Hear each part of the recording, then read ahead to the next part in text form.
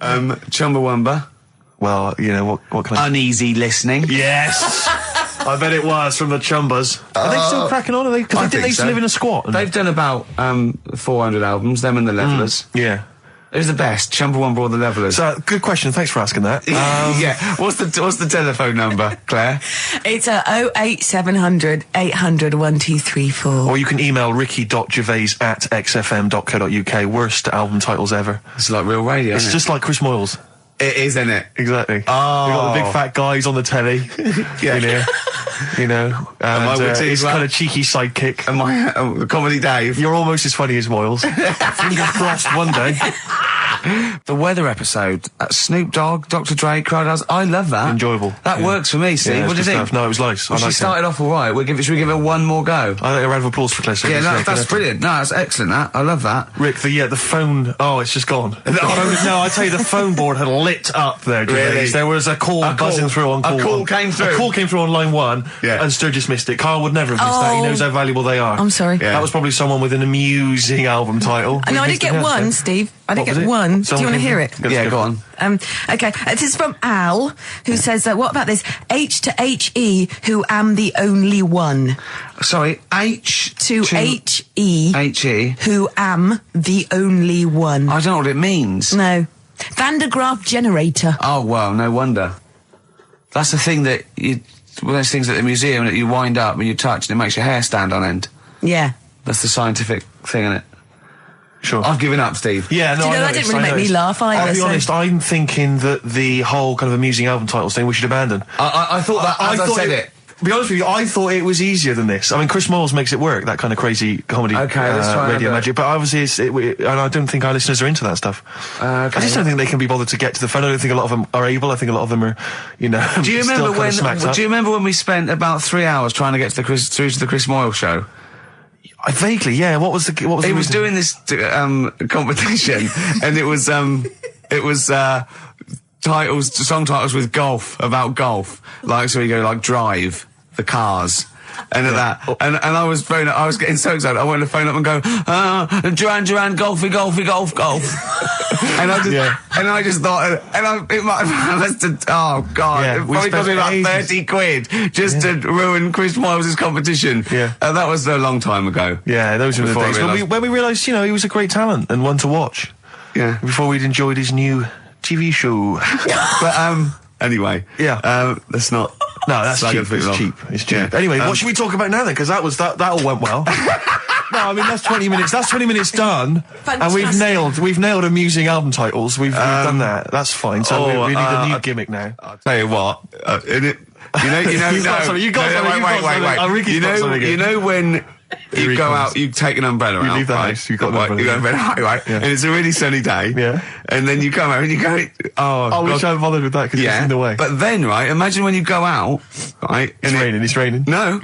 You go out without an umbrella. Okay. And then it rains. What's going on there? Oh, Isn't that weird, isn't it? We've all been there. So if you've got like funny, weird observations of things that happen like that. Yeah, stuff like that about umbrellas or any kind of sort of accessory or hat. Give the number out again, Claire. This is going to be brilliant. This is going to be great. Take this one. 08700 800 1234. Just comedy observations. Yeah, stuff you thought of. Wacky stuff you thought of. Just tell us what stuff you come up with. Get the Sony people on the phone. This is dynamite. There's so many people listening who don't know who the banana splits are. The banana splits? The banana splits. Right. Listen, they know the banana splits are, and even people under 20 know that. Snork, Fleagle, Drooper. Who was the other one? If you can remember the name of that. Yeah, what's the number? Because I actually want to know this. This is what radio's for. When I can't think of something, they tell me. Yeah. So it's 08700 800 1234. Drooper and Snork. I've no idea. Fleagle, Drooper and Snork. Drooper and Snork. Fleagle. Bingo! Nice, well done. Don't bother calling. Sorry. That particular tragedy, or that has been avoided. Bingo. I don't know what bingo looks like. Yeah. There was one. Anyway. There was one that had sewn up eyes. Drooper, I think. Sorry, go on. No, anyway, my point was this. Go on. Pink. I can't be bothered. No, really? I can't be bothered. I think we can play that new one by Pink. You cannot sort of play Pink. Why? Because it's too poppy. They just won't allow Pink on XFM. They what? They will not allow Pink on XFM. They what? Wait a minute, that's red rag to a bull. I've always been a red bull. Someone's telling you that you can't do something. That's crazy. Right, let's also get the new Justin Timberlake single. The thing is, Ricky, you're going to have to nip down and have a word with Foxy, because we haven't got it up here. Really? Yeah. I mean, he'll have it. Can't you call someone at Capital Radio? Well, yeah. What's that one by Busted? That's what I go to school for. What about Abs? Dynamite. Abs, the new one from Abs. Dynamite. Yeah. Well, play a record and we'll discuss this Pink thing. Would you want a bit of Cat? Oh, Cat Stevens. Yeah? Yeah, Cat's Full of Four. This is Sittings. Lovely. Piano and everything, isn't it? Oh, this was the tune we were originally going to use as the theme music for TV's The Office. That starts again on Monday, I think. Just play it. I wish people had to wear hats now. I couldn't go off because of my shape and size. I look like Bertie Bassett. Whereas you look Basil Rathbone. I'd look pretty good at sort of Christopher Lee. Yeah. Wow. You would. Because I'd sweep into a room, I know. See, me. I think you look like, and don't get this wrong, don't take this wrong, right, we're mates. I think you look like a freak with a cape on. Okay. So, alright, well. And at which point would you take it one step further and add the Deerstalker, and go the whole Sherlock Holmes route? I'd have the cape, the pipe, the Deerstalker, and I'd solve crimes. It'd be great. It'd look like you could be my fat companion. I could be. What, sort of like get padding and stuff. Yeah, no, I'd like that. Yeah. I'd like to solve more crimes, if I'm being truthful. I would love to solve crimes. Just to solve one crime would be great. I wouldn't matter if I solved it. If they please go to me and say, I'd just look at the first one, go in. Yeah. Just get it off the streets, you know what I mean? Just like, tick, done that. Sure, yeah. But I just feel there'd be something, I feel like maybe because like in TV shows, it always used to be, they were a doctor who also solved crimes, they were a plumber, they solved crimes. Quincy. But, a couple of sort of BAFTA-winning writers. What did Heart to Heart also do? solve crimes. That's good. That'd be good, wouldn't it? What did Heart to Heart do? They were just millionaires. They were just a millionaire couple who would invariably what was the Murder She Wrote? They did that every week, though. Every week, Heart to Heart. Murder She Wrote. She wrote it and she solved it. We sold it. It's brilliant. Murder She Did wouldn't have been such a good sort of thing. No. But this is what you don't seem to get that anymore. People who do one job for a living. DJ who also solves crimes. The DJ who solved crime, that was Shoestring. Was he a DJ? Yeah. He was Eddie a private ear, wasn't he? He was a private DJ ear on the radio. Is that what was the thing they did? Not private eye, private ear. Is that what they said? Yeah. And how did he solve it? He worked out clues for call-ins and stuff. Yeah. No, he used to leave the building. He didn't just sit there and play records and then try and guess. That's great. Give us a call on the usual number if you've got any idea who murdered. No, it's Snitch Hour. Got a letter here. Who reckons she knows? I know a lot of my friends are big fans of Midnight Caller. Do you remember Midnight Caller? Was he a DJ who solved crimes? Yeah, it was one of those late night things in America, wasn't it? But was he a DJ? He solved crimes, didn't he? I don't know if he'd solved crimes or just solved... If you've ever solved a crime, email us. Puzzles. He had one of those puzzler books. Weren't you on the front cover of Puzzler once? One of those things you get. Weren't you? Puzzler. Were you? Was I? No, I don't think so. Oh, it was your other friend who's a mine, DJ. It was Puzzler magazine. That's it, yeah. So was Puzzler a rude thing? No, it's one of those things that those puzzle books you can buy. Actually, it's a puzzler. You do for coach journeys, and they just put people's pictures on without permission. Yeah, I don't think they're just like, well, I didn't give permission. They just find like celebrities, and they just get their picture and they stick them on the front. Well, they would have used me then, would they? Well, I forgot. I didn't. Hey, Pink. Should we play Pink? Yeah. Oh man, I don't live by the rules. Be on your head. Here we go. That was the Strokes, and kids are mental. Yeah. No, you're all right. No, shut up. No, the thing is, I think if we'd introduced that as just, and we didn't mention who it was, and we just said this is the new one from one of those trendy new bands, the Boomtown Rats. then I'm sure these listeners would have happily accepted it. Yeah. As it was, they knew it was Pink, and the phone lines have gone crazy. We had upwards of 2 calls. I'll tell you this, we had between 2 and 4 calls. And they've not enjoyed it. Why do we do this show? We don't need to do this show. Because you love us. We could be on Radio 1. Oh, man. We could be on Radio 2, probably. Yeah. I don't know. Virgin, I think, called once. Yeah. Someone's just emailed, they just said, Pink sounds like Run for the Sun by Bucks Fizz. I can see what they're thinking. What do they want then? Well, yes. Okay, what's the phone number again? You know what people like? I never understand who phones a radio. Who tries? It took us like 2 hours to fail to get through to Chris Moyles. People will phone radio stations. Can you please play the new one by The Strokes? You just buy it, or you'll have the album. Why have you got to hear it on the radio? What difference does that make? Some guy talks at the end and the beginning of it, partially ruins the song. I can't understand who phones up for a request. We're really alienating our listeners now, aren't we? Nice we don't care what you think, go and buy it. We're going to play what we want and we don't care. Yeah. I mean, we're not being particularly funny or interesting. We haven't even got that to fall back on. I'll tell you what it is, Rick, arrogance. Laziness. When you've got a hit TV show on your hand and you've won the awards and you're making the kind of money that you are at those massive corporate gigs, where they're paying you thousands of pounds to turn up for 10 minutes. You don't need this room. I mean, Steve, don't you get that then? I'm afraid I don't, Claire. We carved it up early on that Steve would not be making the sort of money that I would. Yes. And he shook on that. That was written contractually. Yeah.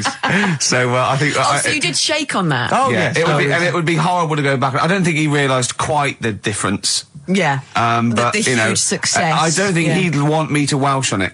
Right. I don't think he'd be happy with himself if I gave him any. I couldn't live with myself if you gave me some of that cash. Well, what should we play then? Should we play some? Should we play the Strokes or something? By playing the Strokes. Go on then. That's stuff. Oh, thank God for that. There's an email here from Davey Monroe. Look, it's lit up. No, wait a minute. Look at that. Oh my God. They've gone mad. They answer it. Put them live. Oh. They might know the answer. Hang on. We'll give them some. We'll give them some CD. How do you put it live? Why do you figure that out? Let me just read this email. Go on. If you're having to play, it says here, if you're having to play extra ad breaks and 8-minute long songs, it just goes to show who provides all the material for that radio show of yours. Did Karl secretly write The Office as well? And I think to myself, it's like, what do you want from us? Just see if someone's on the The phone. most incredible rock and roll tunes ever laid down on vinyl, and you're whinging. I know. Because you'd rather have our inane banter. What kind of a person are you? No, they'd rather have Carl's inane banter. Clearly. Don't big your I'm roll just- up. They don't want us at all, Steve. I've just had a phone call from a very nice girl saying, "Where's Karl?" I said, "Well, he's back next week. Well, what's wrong with me?" She went, "No, you're lovely, Claire." She said, "But Karl calms the other two down." Sure. Really? Sure. Can we just see if someone's on the phone? Is Yeah, go on anyone then. there? Right, what are we going to give them? We're going to give them some got nothing. CDs or We're something. running on Well, empty. take the name. Right. Anyone there? Hello? Hello? Oh, God, there's someone there. Oh, I've got to put my headphones on. Oh, hang on. Oh, What was the lyric again? Stay Rick? there, please. All right. It's on America's tortured brow that Mickey Mouse has grown up a cow. Life on Mars. David. Life on Mars, David Bowie. It's easy as that. Hey. What's your name? It's John Ball. John Ball. John, I'll be honest with you, we got nothing. We got nothing to give you. It's not good enough. No, we'll get him some. We'll give him an office CD. It doesn't. and some... We can't keep doing that, Rick. It's We've got pathetic. nothing Yes, else. They you can. don't give us anything, do they? They don't. It's no wonder we get into the building. No one's around I know. on Saturdays. No one cares. Office DVD. Yeah, What would you really like, though, if you could have anything? Yeah, Office DVD. See? There you Fair enough, go. fair Brilliant. Okay. Stay on the line, mate, and I'll get you details, okay? Excellent. That was a competition. We did. That was like real radio. Well done. It was like real radio. Now we've got to play David Bowie, haven't we? That's what they Calm do. down, Rick, you are- I can see what you mean. No, but Foxy would have it Well, you're lined up. Rick, you're going to have a heart attack. Am I? Live on air. I mean, Yeah. the dramatic radio, and that's Sony Award winning. I know that. Any kind of. I seem to remember when Tony Blackburn had his breakdown on air. I think did he win awards for that? I mean, it was pretty impressive Probably. stuff. It was pretty intense. Yeah, what breakdown award? Have a breakdown. Yeah, Excellent. This year's best breakdown on radio. Totally Blackburn. Yeah, but Or Tessa, marry me. yeah, it was something like that, wasn't it? Yeah. He played the same song again and again and again. Must Did be he? fascinating radio. That sounds like Capital Now. Oh, that's satire. High five. Is that nice We've one? done there. Oh, well done. Well done. Are we owned by Capital? You've We are, got, aren't we? yeah. Remember what happened last time? Sure. And now Richard Park, who owned Capital, is the Grandmaster. What? The Grandmaster? He's the grandfather. No, he's a headmaster of Fame Academy. Oh, is he? Yeah. Okay, let's play a record now, because you have to lie down, because you're just getting so worked up and now. I can tell when there's an excitement and enthusiasm and sweat, beads of sweat run down Well, your it brow. started off so badly, we had nothing, but then I did a competition, gave away some things. You've got an email that really annoyed you, haven't you? Well, we can talk about that later. Yeah. But yeah, whenever I see beads of sweat, I know, because that's not the Jeez. Ricky Gervais I know. Okay. It worries me. You never work yourself up into any kind of sweat. Okay, so you need to let's just play. chill out, Let's calm down. we're going so well now, aren't we? What about a bit of Beck? Let's have a lovely bit of Beck, just to chill everything out, just calm everything down. Yeah. All right. Yeah. All right, relax. Yeah. Okay, Yeah. there you are, you Yeah. see, he's gone. Yeah. Yeah. Tell them about that email you just Well, got. this guy- Right, I got to tell I nearly said the fans. People who happen to be listening to XFM, waiting for the person after us. Who's on next? Natasha's not with the football show. Right. Steve was genuinely annoyed. I laughed. Right, Steve was genuinely annoyed. He doesn't like rudeness or people insulting him from a distance. I'm not sure I can find it. Oh, what was it? Oh, you got to find it. Well, hang on, let me, Oh, hang on. This is good radio as well. The sound of a mouse clicking in the distance. I'll just keep talking. I'll just keep talking. Come on, you can come up with some magic. What was Scooby-Doo on about? A talking dog? That's a bit weird, isn't it? What is that? And then, right, what was that? Wacky Races. I don't know. Wait a minute. So why did they run, the cavemen, if they the car? I've got it. Right. Okay. This is an email. This is an email that was sent through. Right. This is my feeling. I think if you're going to email an insult, you've got to at least be clear what the insult is. You can't make me do the work. You can't make me try and guess or figure out. No, it's like sending someone hate mail and they have to pay postage. Yeah, exactly. You go, well, if you're gonna, exactly, or making an obscene phone call, but the postman charges you 25p before he hands you a letter bomb. Yeah. Go on. It says merchant. It opens with merchant. Who are you, call sad! ! At least my mother still don't cut my hair. Merchant. Who are you, call sad! At least my mother still don't cut my hair. Is it an anagram? I don't know. I feel like it's been translated from the French. Yeah. It's a Japanese fella who hates you. Exactly. And he's got a Japanese English dictionary. It's just literal. So, how does he know your mum cut your hair then? You've never said that on there, have you? It's not true, Gervais. Can I just say, I think your hair looks really nice. I've known you for about 5 years now. And it's lovely. I laughed at you needing someone to say it. It looks fine. Yeah, it looks good. What do you mean it looks fine? It does look good. It looks good. He's got a little bit of product on it, hasn't he? Yeah, he has. Maybe I have. A little bit of hair gel. Maybe Gavin had his fingers all over it yesterday. Yeah, I have my hair cut by Gavin of West Hampstead. Is it called? Is what it's called, Gavin, or is he a bloke who works in? It's a Gavin who works in a barber shop. Do you use that fudge stuff? Sorry, no. But seriously, I use a form of clay, a moulding clay. Yeah, that's Gavin recommended it. Yeah. Gavin recommended it, and I've been very happy so far. Hold on, though. Rick, what do you use? I don't. Yeah. Don't. I just sort of. Well, that's obvious. No, I just sort of like comb it back and whatever way it falls, really. Yeah. You had more questions about Gavin? Good to hear that again. It's fantastic. Waiting on a Friend by the Rolling Stones. Yeah? Go on then, Carl. On XFM 104.9, Ricky Gervais, Steve Merchant, Karl Pilkington. Go on. Right, this one. Remember Blockbusters? Uh-huh. Right, this one is good, and we'll do this one. Rockbusters. And remember how Bob Holness used to give you a letter? Yeah. And it'd give you a question, and the answer to that question is that letter? Yes. Right, well, it works like that. So if I said to you, we'll test it out on you, Steve, right? Right, welcome to the show and that. Hello. Let's play, right? And I say, right, your first one is W. Mm-hmm. And the cryptic clue, because it's done like crosswords. Okay. So not quite like Blockbusters. Well, this young man prepared for his death. And it's a W, so the answer. And it's not always going to be like our sort of music, it can be any sort of music that's out there. So the W is the name of the answer. I understand that, but is the answer always the band name, or is it? Yeah. It's always the band name, is it, or the artist? Yeah. And so would the W be the surname, or would you have both the initials if it was someone's name? Would Elvis Presley be EP? Don't get annoyed, Carl. These are questions that I knew would be asked. I know this. You tested it on me, so you've got to tell them. We need to know point. the rules. If it was Elvis, I'd probably do E. No. Give him the answer. Give him the answer. Right, did you hear the clue? No, give me the clue again then. So the letter is It W. is a cryptic clue. The clue's fine. Listen, and the clue is, this young man prepared for his death. This young man prepared for his death. Yeah. This young man prepared for his death. And it's a W, and it's his first name. That's what he needs to know. Well, see, that's the, Yeah, but I don't... Well, shouldn't we have the initials? Wouldn't that make it easier? I mean, yeah, but it didn't do that on Blockbusters, it just had one letter. They did. If it was if the gold run, they often had 3 or 4. Did they? Letters, yeah. But it was normally just one word. It wouldn't have been a name or something. Alright then. W-Y. W-Y. Will Young. Excellent. I Right, didn't understand it. What was this the young Will man, prepared for this young man. So he's sort of mixed, sort of cryptic. Yeah. But I mean, you know, that's a good effort. That's better than usual. No, that is better than It's usual. not bad, is it? So do you want to play? Let's play Rockbusters. Yeah, Rockbusters. How many of these have you got? No, because let's just clarify a couple of rules here, Carl. Let's just make sure we thought everything through, because I'm pretty certain when they get these things on TV, they at least have a go at them in the office first before they put them straight on there. I'm sure that's how it works. I'm sure Bob Holness just didn't turn up the first day, and he goes, "Don't worry, we'll wing it. It'll be fine. Bring the students in. Let's have a go." I I'm sure they did a bit of preparation. So let's just check. We've got every base covered. Yeah. Firstly, how many questions have they got? I'll tell you what, let's do this off air then. Should we play a great tune? Well, yeah. Well, people need to call in, don't they? Because we're doing it, aren't we? Yeah. It'll be all right. And there's good stuff. I've got CDs, right? I've got some compilation stuff and a couple of videos and that. So that's what they're playing for. Call up now, 08700 800 1234. Get them on the air. We'll play the game. Brilliant. Yeah. Yeah. Is that what we're doing? Bit of The Cure. Brilliant, Pulp. Good news and bad news.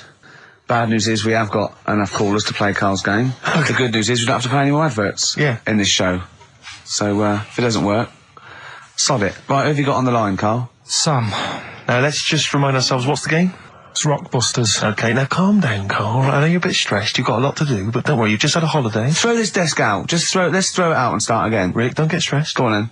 People wouldn't think it was us if this show wasn't, half-baked and ill-formed and generally shoddy. That's what they've grown to love. Okay.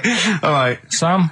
Hello? Is it sounding all right today? It is. It's just about. All right. Cheers. Sounds worse. Right then. Yeah. Well, And so we've got Sam on the line. Who else have we got there? So we've got Tim as well, haven't we? Hi there. All right, Tim. Tim and Sam. Right, You sound quite similar, lads. Could one of you affect an accent or something? Which one's Tim? Yeah, it's me. Okay, which one's Sam? This is Sam. That's slightly deeper, Bit slightly deeper. deeper, Sam, yeah. And they're not against the clock anyway, are they? So it doesn't really matter. I suppose not. So I think Steve just wanted a bit of variety. Okay. You understand the rule, lads? Can you explain them to us? Right, play it. Okay. Hang on, wait. Well, let me explain, because, life is too short. Now, Carl's going to read out, say 3 clues, yeah? And, just shout your own name and answer it, or shout the answer. Shout your own name, then the answer if you know it, and it's the person who gets the most right. Okay. Is that alright? Yeah. So, Here we go then. okay then. So Shouldn't it be the first to 3? Well, yeah, but then he hasn't got... I've got enough, it's fine. He's got enough clues for that. Right then, here we go. Welcome to the show. Oh, God. Right, first initials, ST, right? Is that right? ST. Well, I don't know. We don't know, do we? How do we know? Here we go, ST, and the cryptic clue is better than the average homeless person. Okay? Sorry, I think... Is that a band? Yeah. Is it an old band? Yeah. I think that's one word. Alright then, S. It's an old 70s band. Better than the average homeless person. Tim? Go on. Supertramp. Yes. Supertramp it is. Yeah. Well done, 1 point to I have you, no idea Tim. why that's right, by the way. You don't understand why it's right? He's a super tramp. Oh, right. Better than the average homeless person. cryptic, yeah. Yeah, cryptic. Yeah. Okay, second one. Come on, Sam, you got it. That's actually quite good for Carl. Trust me, Tim. Take that as a good clue. Because, yeah, okay. We won't do this again. Wait, 1-0 Right, to here we Tim. go. Right. F. The letter is F. That's the next one we're moving on to. And the cryptic clue is, the little girl is hungry. What shall we do? The S or F? I've got it. F. Ready? Sam. Peter. Yes, 1-1. Feed her. He's pulled out of Feed her. Yeah. Feed her. Okay. Yeah. So that's 1 each. So this is the decider, isn't it? Wait a minute, ITV are on the phone. Well, you said first to 3, so no, it's not, is it? That's what I said. Just do the 3 clues and who gets the most. Okay, well, we can do that now. So, here we go. I love this. This is rubbish. Go on. So, here's the last one. The initials are AK, right?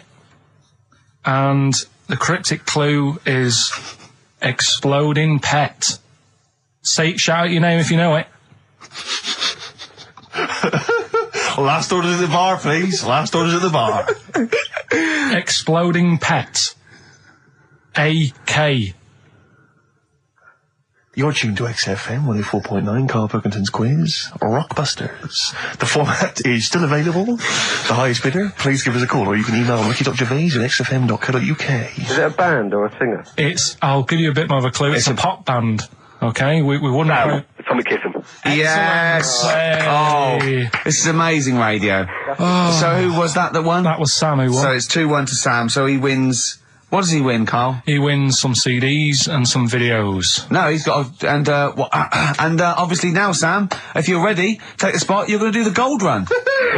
Away you go, Carl. I haven't got any more. You're a fool. Right, stay on the line. We're giving both some presents. Play a record for... Rick, I'm going to shoot off. Not come.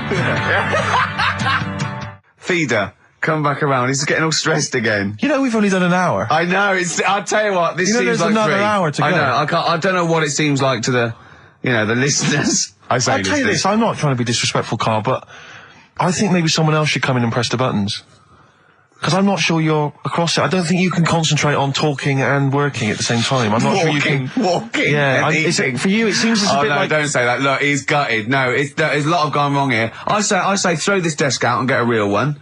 Seriously. Well, I think there's a Fisher Price when you can buy in Argos that might be worth but getting. we got there. We were stunned because it was second hand, this one. But this is like the Mir space station. I mean, it really is falling apart. Get a new one in. Let's not, I can't believe it. Look at that. Look at the library. Look at the gaps in the library. Let's not go on about this, because this isn't good. What? Whereas that quiz was. Whereas that was good radio. You can join in and stuff. But the problem is, Carl, why do you rush to do it? I told you before we should practice these things. Although, to be fair, Steve, I haven't got time to do anything, so at least Carl's coming up with stuff. But I don't mind, running through with it while you're having a kip outside. Really? What other ideas have you got? Have you got any other ideas, Carl? Because you've got another hour of it. Have you got anything at all? No, I wasn't disputing. He's all smug because he's had a phone call. That was, Beck, lost calls. Go on, tell him why you're all smug. Because Adrian just called up. Yeah. After hearing the story about the Chinese kid. Yeah. And he said, yeah, that's true. He said that there was a TV programme on it. Yeah. He had a chromosome defect. Yeah. And it made him hairy. And his mum and dad used to have to shave him. That wasn't in the book. But, thinking about it, that's not a good move anyway, is it? Because they say that for women, if you get a few hairs on your top lip, don't shave it because it'll grow back thicker and faster. So they should just let him. They should have just said, well, let's see how bad it gets. But if they went in there straight away if he came out as a baby and a little bit hairy, they should have left it for a little bit. But Adrian called up and said, yeah, he was hairy, he was all but right. We weren't disputing there was a Chinese kid born slightly hairier than the rest. We were disputing the fact that you didn't actually tell us a story. You just told us a And what we are disputing is that man was abducted by aliens for 3 days and grew a beard. Yeah. That's definitely not true. No. We don't know about chewing the fat, but it sounds quite viable. Yeah. You see, the difference is between me and Steve and you is that what we believe isn't random. Do you know what I mean? It's not random. The things we don't believe stuff just because it's interesting. It's not every other thing we believe and every other thing we don't. I think Carl believes stuff if it's interesting. Yeah, I know. Yeah. If he thinks, intriguing. Fact. That song's got a good story. Okay. Love it, snappy. Go on. There's loads of songs out there, isn't there, with songs that you couldn't fade out. When you hear them on the radio and that, you don't want anyone to talk over the start or the end. Yeah. Because remember we did this one before with Killing a Georgie by Rod Stewart? Yep. And I was a bit worried that it might have been a true story, because we were, joking about it. And he went, oh, you know that Killing a Georgie? He went, I think it is a true story. I went, why? He went, I listened to it again, and Rod Stewart at the beginning says, this is one of my best friends.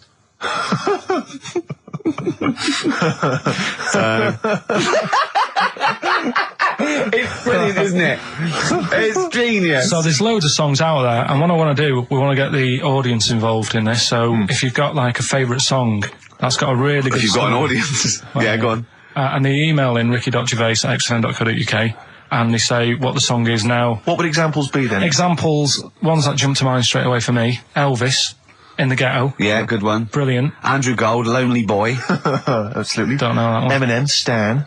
Right, yeah. Good one. You couldn't fade it out, could you? Because you go, well, what happened? Yeah, no, absolutely. And that's what I'm saying. Not just any sort of pop song that keeps repeating itself. And, it's like, it doesn't matter. It doesn't matter if it skips or, you know what I mean, if you turn the radio off. Yeah. But I'm talking about Ernie, songs. the fastest milk in the world. Yeah, that is a good story. That is a good story. Oh. Yeah. Do you know that one? Yeah. Yeah, it's a story, yeah. Ted from Teddington, he drove the baker's van. Well, So what have we got then? Have we got one? So we're going to kick it off today with Stevie Wonder, Living Just Enough for the City. Okay. And just briefly. Sum it up. Right, Yeah. if you are nipping out, maybe you're in the car and you're about to pull up somewhere and get out, what it's all about is a lad who's growing up in like America in some rough area, right? And he's trying his best to do well and get a job and everything, but because of where he's from, is stopping him doing that, right? It's like how I grew up on an estate in Manchester. I had to leave there and come to London to do all right for myself, right? And it's his whole family, and it's a tale of like how his man works dead hard and works loads of hours, but the kids are always well dressed and cleaned. It doesn't mean just because you haven't got a good job, you let your house run down. Do you know what I mean? She's looking after it. The sister, you know, she hasn't got new clothes, but they're always clean, and her knees are clean, I think it says in one point. Excellent. Clean knees, always important. So will we give it a listen? Brilliant. It's a great I don't track. think Stevie can do it justice. After that explanation. Right, so... I'm not sure he's going to top that. Like some sort of like backing tune to try and... try and pep it up a bit. Yeah. You have really knocked it the socks off it. Brilliant. I'm looking forward to the clean knees. It's a new feature. What is it called again? The story in that song's really good. Here's Stevie Wonder. Wow. Stones, Brown Sugar. Steve thinks I can't tell you what this is about because it's too rude for radio. But you've done it again, haven't you? You've said another call, haven't you? Yeah, just that drugs do make you have wind, morphine especially. That's the bad one to have. And that was from a medical student, wasn't it? Yeah. Up in Leeds, so cheers for that. Haven't had any calls about the alien abduction, funnily enough. No clarification on that so far. No. Keep you posted, though. Yeah. If anything happens, we will let you know. Yeah. Well, that's it. We got through it with all these mistakes. They've got to get this equipment fixed and they've got to go to HMV Monday and buy about, I'd say, £5,000 to £10,000 worth of new albums. That's definitely. It's gonna be good Get next this week. fixed. No, get this fixed. Definitely. Yeah. Don't go on about that. Next week, though, we'll have more educating That's the Ricky. phone. Look, that's the phone. Yeah, don't do that. What? Educating Ricky. We'll do the quiz. Rock Busters. Do that again. Right, I might not be songs. here. If that's the case. And Steve, What? what have you got? What, next week? No. I'm just going to bring some sandwiches. Do you notice I was quite quiet for the last 20 minutes? Yeah. Just dozed off. Yeah, well, the air conditioning's... I'm feeling quite muggy. It's too, but that doesn't work either. And this is I'm totally serious. I'm not joking. It's ridiculous. So... Right, a song for the ladies to end with as ever. Sly and the Family Stone. It's always a favourite. If you want me to stay. Yeah. See you next time. Cheers. Sweet. Feeder. Just the way I'm feeling. XFM 104.9. I love that. Carl, you're panicking. You've just remembered a song from your childhood, and I don't know what you're talking about. But I'm going to give out a number. Please take this number down if you can help, Carl. It's 08700 800 1234. Right. I'm not that bothered. We were talking about a track from the 60s. Yeah. Mighty Quinn. Yeah. And it was on the same compilation. My dad had a tape in the car, and the tape was always on in the stereo thing in the car. And I used to sort of sit through all this stuff I didn't like, but knowing that coming up soon was a song about a monster with purple eyes. It wasn't Puff the Magic Dragon. It wasn't that. A monster. There must be something else about it that give people a Do you clue. remember a chorus or a few lines? It says something like, it was a one-eyed, it had big eyes, purple, and it eats people or something. The Big-Eyed Purple Eater. Wasn't there a song called something like that? The Big-Eyed Purple... And it was a hit, I'm was it? sure there was. A song which is something like the Intergalactic Purple Eater or something like that. It's a novelty song. Rubbish. What, by the Bonzo Job? Yeah, it's that sort of thing, yeah.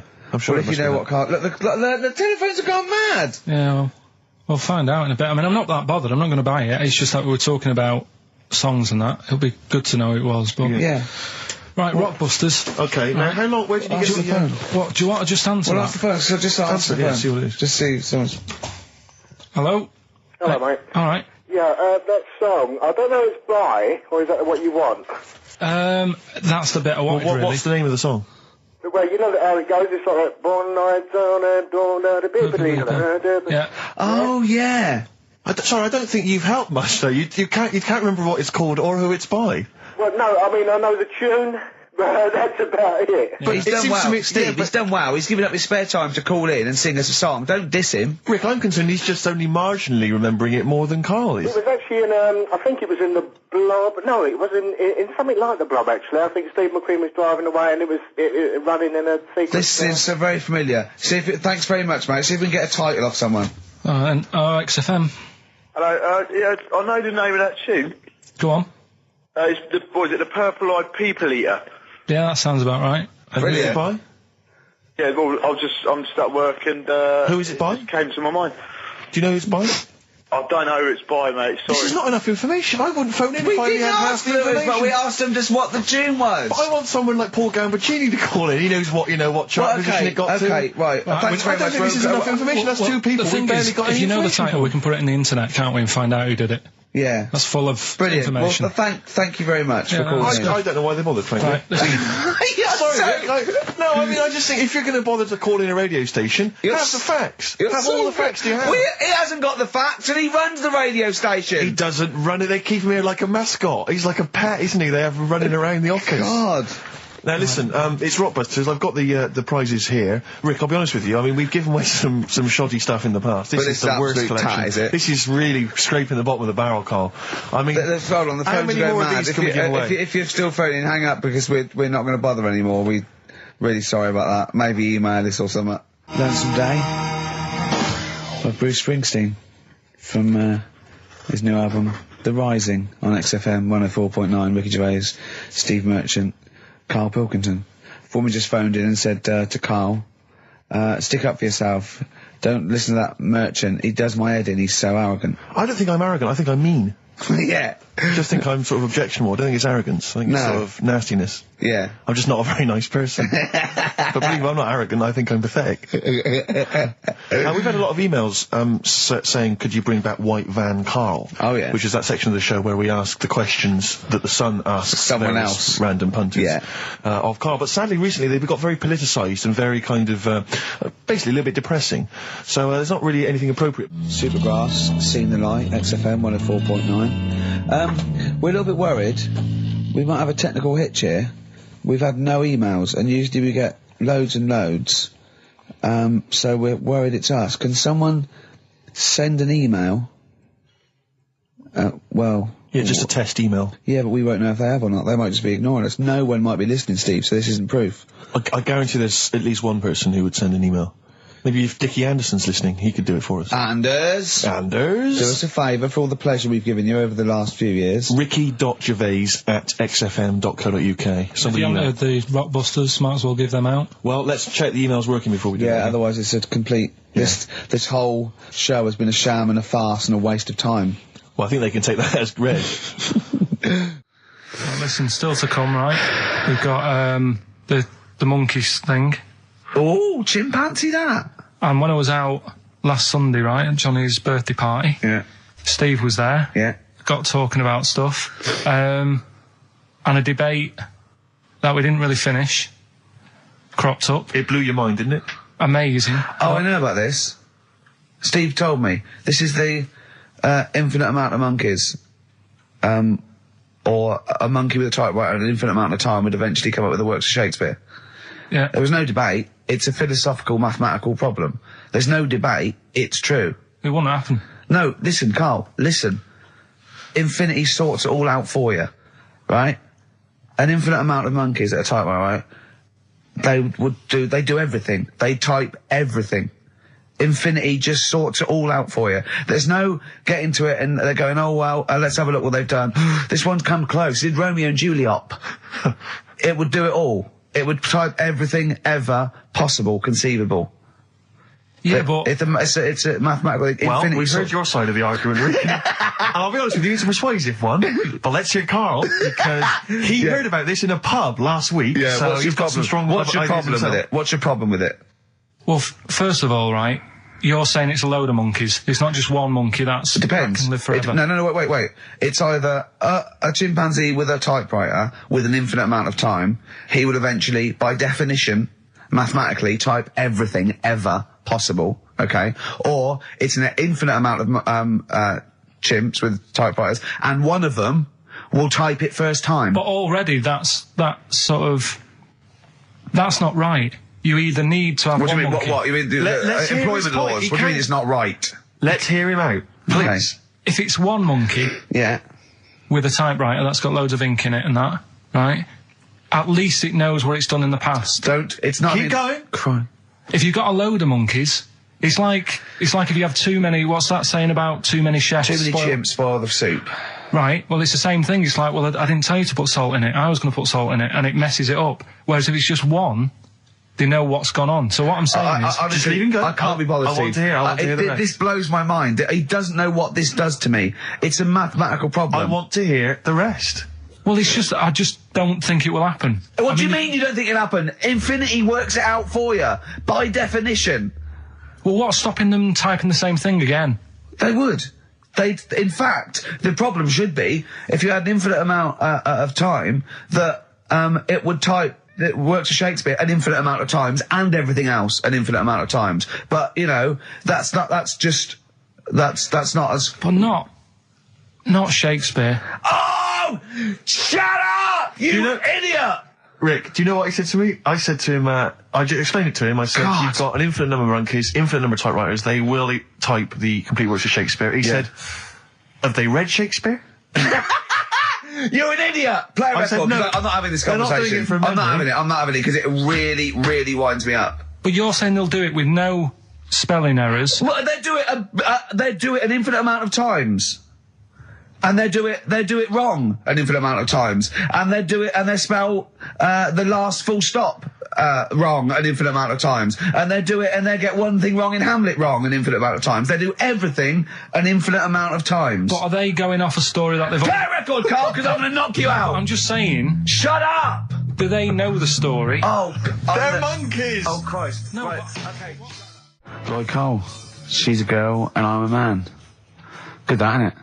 On XFM, 104.9, Ricky Gervais, Steve Merchant, Karl Pilkington. As ever, Rick, there's always someone who steps in to defend Carl. Okay, what is the defence? What is the defence? Here's an email from Scott Coomer. He says, Carl is actually right. I've got an A-level in statistics and probability. It doesn't matter how long they have and how many monkeys you have. You cannot guarantee they would type the complete works of Shakespeare. Infinity makes it probable they would get it right, but not definite. Yeah. Well, yeah. Yeah. That's what I was saying. No, you weren't saying, Carl. You don't understand it. Infinity sort of sorts it out. That if they do anything, they nearly do everything, won't they? No, I mean they'll give it a good shot. No, that's not the point. But the I'd point be is surprised if they did one page right. Right, listen. It's not to do with consciousness. It's not to do with them aiming. They are just bashing away at the keyboard. It's like they're used to show that there isn't consciousness. They chose the chimpanzee because it can type, presumably, hit the keyboard. It's because they hadn't come across you at the time. Yeah. It's to take out thought out of it. It's to take out reason and trying, right? It's just random. They're saying that if you typed enough things, if a computer was left typing everything, if you left it for an infinite amount of time, and they chose Shakespeare because there is meaning behind it, and it's difficult to get it exactly right, to show you that Infinity would come up with it's not just Shakespeare, it's every novel. It's everything. Fairly eloquent there from Gervais. A quick riposte, please, from Karl Pilkington. No, I'm just saying, what I don't understand, if it hasn't read it, then how does it know where it's going? Listen, right, listen, right, Can I just explain to people, right? Some people have said, why are you cruel to Karl? He drives me mental with things like that. What do you mean, well? Let me just take a breather. How do I do your editing? He keeps coming in the week. You know that I work here properly, in the week, don't I? Yeah, I've got a proper job, Yeah. Should be 9 to 5, but I normally get in at about 8 o'clock and work. A lot of people get in at 8 o'clock. Working hard, trying to do my job. 3 times this week, I've been rushing around. I walked past my little studio. He's sat in there, all right? Now, because I've got this sort of job, I can get away with it. I said to him, if I was a doctor, would he keep coming to me practice? If you were a doctor, there'd be severe problems with the NHS. Imagine that. The standards would have lowered so much if you can arrive at the hospital, you're a doctor. We'll pop in, I'll go to lunch, don't we? We have a little lunch break, don't we? I go, come on, let's go now. He goes, I'm busy. I go, come on, let's go now. He's going, no, you're doing me head in. Well, when I was talking about the monkey conundrum with Karl, he said to me, right, if I had a day off work, and I was, say, watching the TV, and with one hand I was typing a typewriter, would I type Shakespeare? I mean... Yeah, but you see, there's certain things. We were talking a little bit about this stuff the other week, weren't we, when we said, you were going on about Einstein, and I said he's not that good. E equals MC squared. It sounds good, but I've never used it and that. Right? I've never used it! You haven't used 2 and 2 equals 4, Karl! The fella with an apple fell on his head. it could have been anyone sat under that tree. Do you know what I mean? It's just annoying. Lucky. And It just happened to be a genius. Newton gets all the credit do you know for what I his mean? laws of the universe. Well, other people were working whilst he was having a lunch break under the tree. Okay. So in a way, it's like he didn't deserve to have that success story. Again, forget the apple and the tree and whether he was sitting down having a lunch break. It's totally irrelevant. Yeah, but what I'm saying is there's certain things that will just happen. You know, it's like, I think we were talking, when we were out eating the other week, we were talking about Noel Gallagher. Well, this is the reason the monkey discussion came up, right? Noel Gallagher. I don't know what to say. I don't know what to say. Rick, I don't want to misquote Noel. I'll be like Herbert Lom in Clouseau. I'm going to get a twitch whenever he opens his mouth. I don't know where to start with some of his statements. Well, as I say, this discussion began because we were talking about a quote that Noel Gallagher supposedly gave. Now, I don't want to misquote Gallagher, but the gist of it was that he said, had I written Wonderwall or whatever, instead of the Beatles writing Strawberry Fields or whatever, I'd be the one that was considered the great songwriter and it wouldn't be the Beatles. You know, it's just the fact that they came first that meant that they get all the credit as being the greatest band. I don't know where to start with that statement either. I mean, that's Gallagher's thing, and he's, you know, well, whatever. We know what we think of that. What was your point, Carl? You agreed with him, didn't you? Yeah, I reckon, right? Do you know we've talked about putting a baby in a room before and it'll know what colour it is and stuff? If you got a room that's painted red, right? But forget that, because that's going to confuse Hear him out. Listen to me. Say if they did some new TV show, right? Like, what's that film with Jim Carrey in where The Truman Show. The Truman Show, right? So they make up a little room and some woman has some kids and you say, right, let's put the kids in this room, and they don't know what's going on outside. They don't know anything about, like, EastEnders and that. It's like their little world, right? They don't know anything that's gone on. How could a child survive without EastEnders? Right, listen. So, he's sat in the room, right? And then, when they're all asleep... Right, Wait for this bit. Someone Have you heard this? Yeah, wait for this bit. They're all in a room. Yeah. They're asleep. Yeah. Someone pops in, puts a guitar next to the bed. Right? Nips off out again. They wake up in the morning... And one of them goes, what's this? They don't even know it's a guitar because they've never seen one, right? They're talking English, though. Yeah. We just left guitar out of the vocabulary. Right, so... There's plenty more to come. So, one of them will pick it up, and they'll go, I don't know what it is, and they'll start strumming, they'll go, that sounds good, doesn't it? Give them a few weeks, they could come up with Hey Jude. Whereas, type in Shakespeare, a monkey that can't even spell... I see that. Can't answer it. I might come with you, Rick, if that's all right. Because we've got to sort out that Christmas special as well. Yeah, no, sure. All right, I'll see you later. I'm shooting off then as well. Flaming Lips. Yoshimi battles the Pink Robots on XFM 104.9. Before the ad break, Steve Miller Band, Fly Like an Eagle. Great track. Lovely to hear that. Brilliant track. We're not scared of playing that sort of stuff, are we? Indeed. We've got some great... I think we're underestimated here. People think we're just like, you know, two guys and a buffoon in a room. But we're so much more than that. We try and put together a whole package for them, don't we?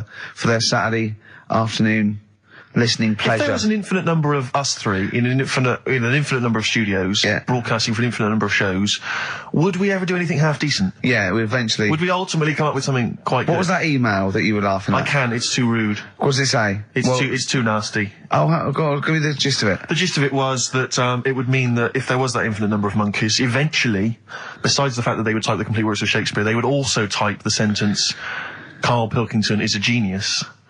But the email also said it would also type, Ricky Gervais is I can't say the word, but... I know. Yeah. But a number of times they type it and write, Karl Pilkington is a genius, and Ricky Gervais is a cund. Exactly.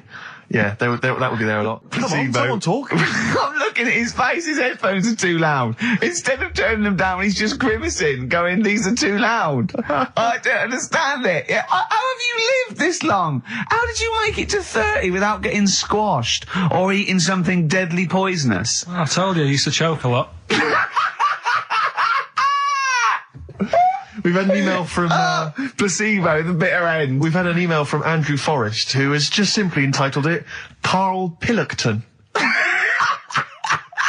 Oh, Karl Pilkington. What do you think of that? And that's got to be your new name from now on. I had a mate who used to use it. What, used to call you that? Yeah. Was that your nickname at school, Pilkington? No, it's not my nickname. It is now. No, it's not. It is now. Pilkington. Pilkington. Oi, Pilkington. Oi, Pilkington. Pilkington, do my homework. Where do you live? Where do you come from? Pilkington? No, there's this lad who called Mark, right, who used to go to school with, who used to call me that. And his mum, right, was like obsessed with cleaning. And I was never allowed in their flat. He makes the place look untidy. So she used to, I don't know if it was just me or all his mates, but I used to turn up and she goes, yeah, he is in, but you know what you've got to do? And I used to have to go round the side of his flat, and he had a computer, right, which I used to play. I didn't have one at that point, but he had one. And I used to have to go round the side of the flat and stand at his bedroom window with his window open, and I'd be sort of leaning in playing the game. You are joking. I'm not. His mum... You had the weirdest upbringing I've ever heard. The things you were willing to do. It's the strangest. What is this town like? No, I stopped going once. Was there always music? Like, there's the horse in the house there. Oh, look at these two kids with big heads and webbed feet. All right, Ronnie. All right, Reggie. What was it like? She was obsessed. It is like you've grown up in a cartoon made for children. Yeah. No, his mum was really obsessed with cleaning. Can I play it through his window? I used to... Mrs. Ramsbottom, can I play through Mark's window? Aye, you know what you have to do. She used to be up till about 3 in the morning. Pilkington again? Have you washed your hands? What, up till 3 in the morning? Washing? She used to be up doing the tiles in the kitchen.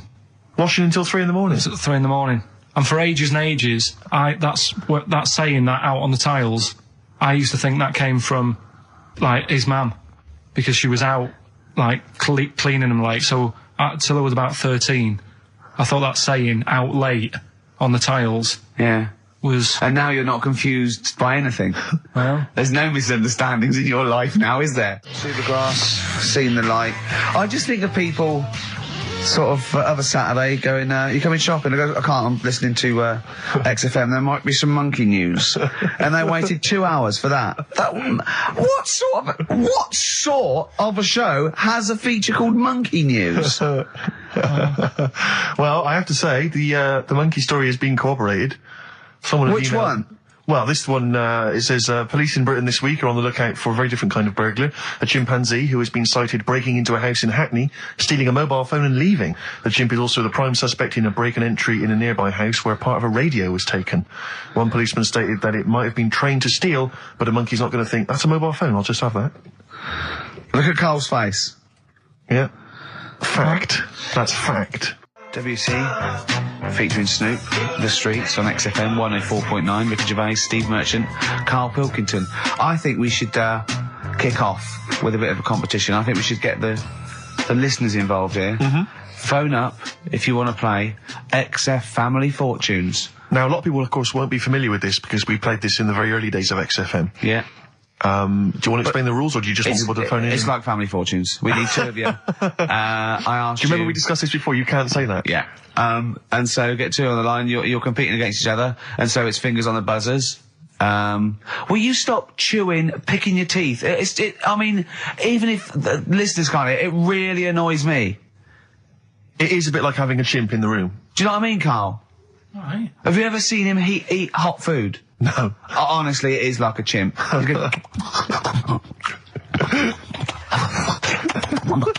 what are you doing? What? Just get... Oh, God. Or like the Cookie Monster. Yeah. Oh, God. I'm never annoying, Carl, so why are you? Do you know what I mean, Steve? You're so annoying. I'd say, have you been with him for trying to have lunch with Ricky? Yeah. It's the hardest thing possible. You wander around for hours. It's sort of a combination. It used to be bad even before he was a celebrity because he has a tolerance level. It's extraordinary. I mean, he is irritated by a car honking its horn in the street. He's like, I can't believe it. Let's go in here. I'm so angry. He gets annoyed by police sirens, by rain, wind, birds in the air, other people in the streets. They're the most annoying. Children particularly, whether they're in a school playground we happen to be walking past, whether they're on TV. It's just noise that isn't mine. Well, I know, but this is the thing. You are the most irritating man I've ever met, without a shadow of a doubt. I mean, you know that, Carl, don't you? I mean, noises he makes. It's extraordinary. I mean, I've been editing some behind-the-scenes footage we shot of making the second series of The Office. It's extraordinary. I've had to cut sequences out involving Ricky because they'll just think he's a gibber, just think he's an idiot, like some kind of puppet that the rest of us are controlling, because he's shouting, he's whistling, he's honking, he's making noises, he's dancing around. It's extraordinary. And if you're out trying to find somewhere to eat with him, all these irritants, all these annoyances, and it's, oh, that music's too loud, I don't like that particular song, I'm not going in there, there's more than 8 people in that cafe, I'm not going in there. It's just extraordinary. I think we need a woman. I'm thinking of hiring a woman, like a PA, to just go out ahead of us, scout ahead of us, go in, you know, and she can just phone back and say, oh, sexist. Oh. Or a guy. Oh, that's or a fella. Oh, sexist. Or a fella. Just to scout ahead. Oh, I'm thinking back. of hiring a woman, subservient role. We couldn't hire him. Oh, no. Oh, sexist. Well, that or a chance to meet a woman. Yeah. That I'm also paying. It's like paying for him. It's Exactly. slightly more above board. Yeah. So, if you want to play Family Fortunes, call up. What's the number? 08700 800 1234. Yeah, it's just like Family Fortunes. 2 of you are competing for some great prizes. And, I go, something you know how it goes, and then you go Buzz and play it on board. It's not as high tech as Family Fortunes.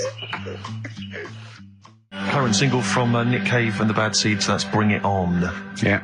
On XFM 104.9, Ricky Gervais, Steve Merchant, Karl Pilkington, and 2 people on the line to play XF Family Fortunes. Brilliant. Hello. Steve first. Steve, hello. Steve first, hello, how you doing? You alright, mate? Where are you calling from? From my pub in Barnes. You got a pub? Yeah. In Barnes? Yeah. Are you posh? No. Oh.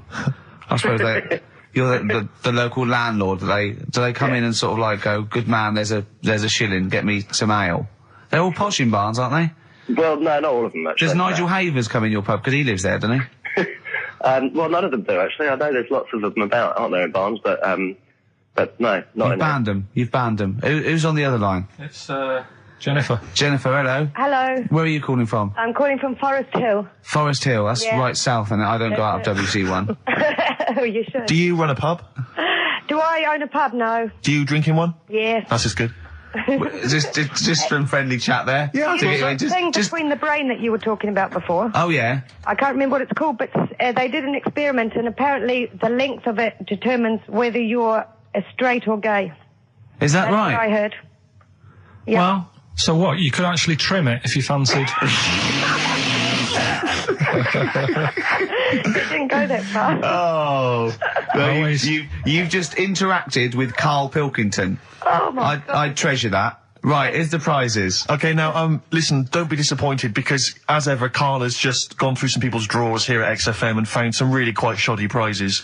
So, you get, on DVD, I don't know if you're a fan of, are they a German band? Rammstein? Or Rammstein? Oh, you'll enjoy that. But there's any number, that includes Asch zu Asch, Spiel mit mir, and Hergelade. That's just some of the classics on this, DVD of their greatest videos.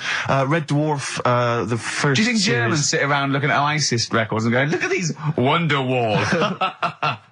Possibly so. Wow. The very best of the Stone Roses, although I might have that. So, anyway, there's also an I Love You compilation, kind of appropriate, and a tribute to the Ramones, which might be interesting. So you can get the idea, Steve and Jennifer, the stakes are pretty high. Okay, here we go. Extra Family Fortunes. So, fingers on the buzzers, just both go, wah! If you think you can answer this right, and then we, the highest answer or the top answer gets the chance to play or pass. If you play, you've got to get all 5 answers. There are 5 answers. Every wrong answer, you get a life, and I'll go, and when you lose 3 lifelines, then the other person can steal. It's as simple as that. If you've seen the show Family Fortunes... No, this is not based on anything I've ever seen ever in my life.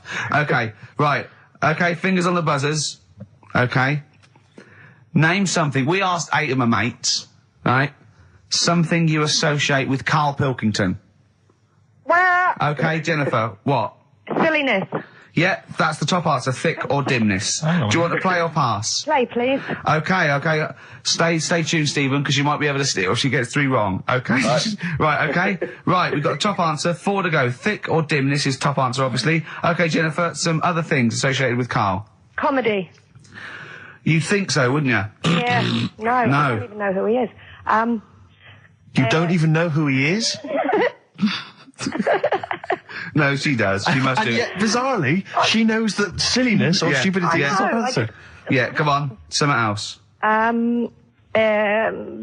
Smelly eyebrows. One more wrong answer, and then Stephen gets a chance to steal. Okay. I don't know. People are screaming it at home. Very sensible. Oh, what was that? Very sorry. sensible. Yeah. Okay, Stephen, can you think of one of the answers that Jennifer didn't get? Must be a mind for inane nonsense. Oh, well, I'm going to give you that because number 5 is even thicker. So, yeah, what you missed is, our top answer was thick or dim. Second top answer was Manchester. Third was Roundhead. Fourth was airy Chinese kid. And 5 was, even thicker. So I think Stephen's the winner there. Yeah, I think he's done well.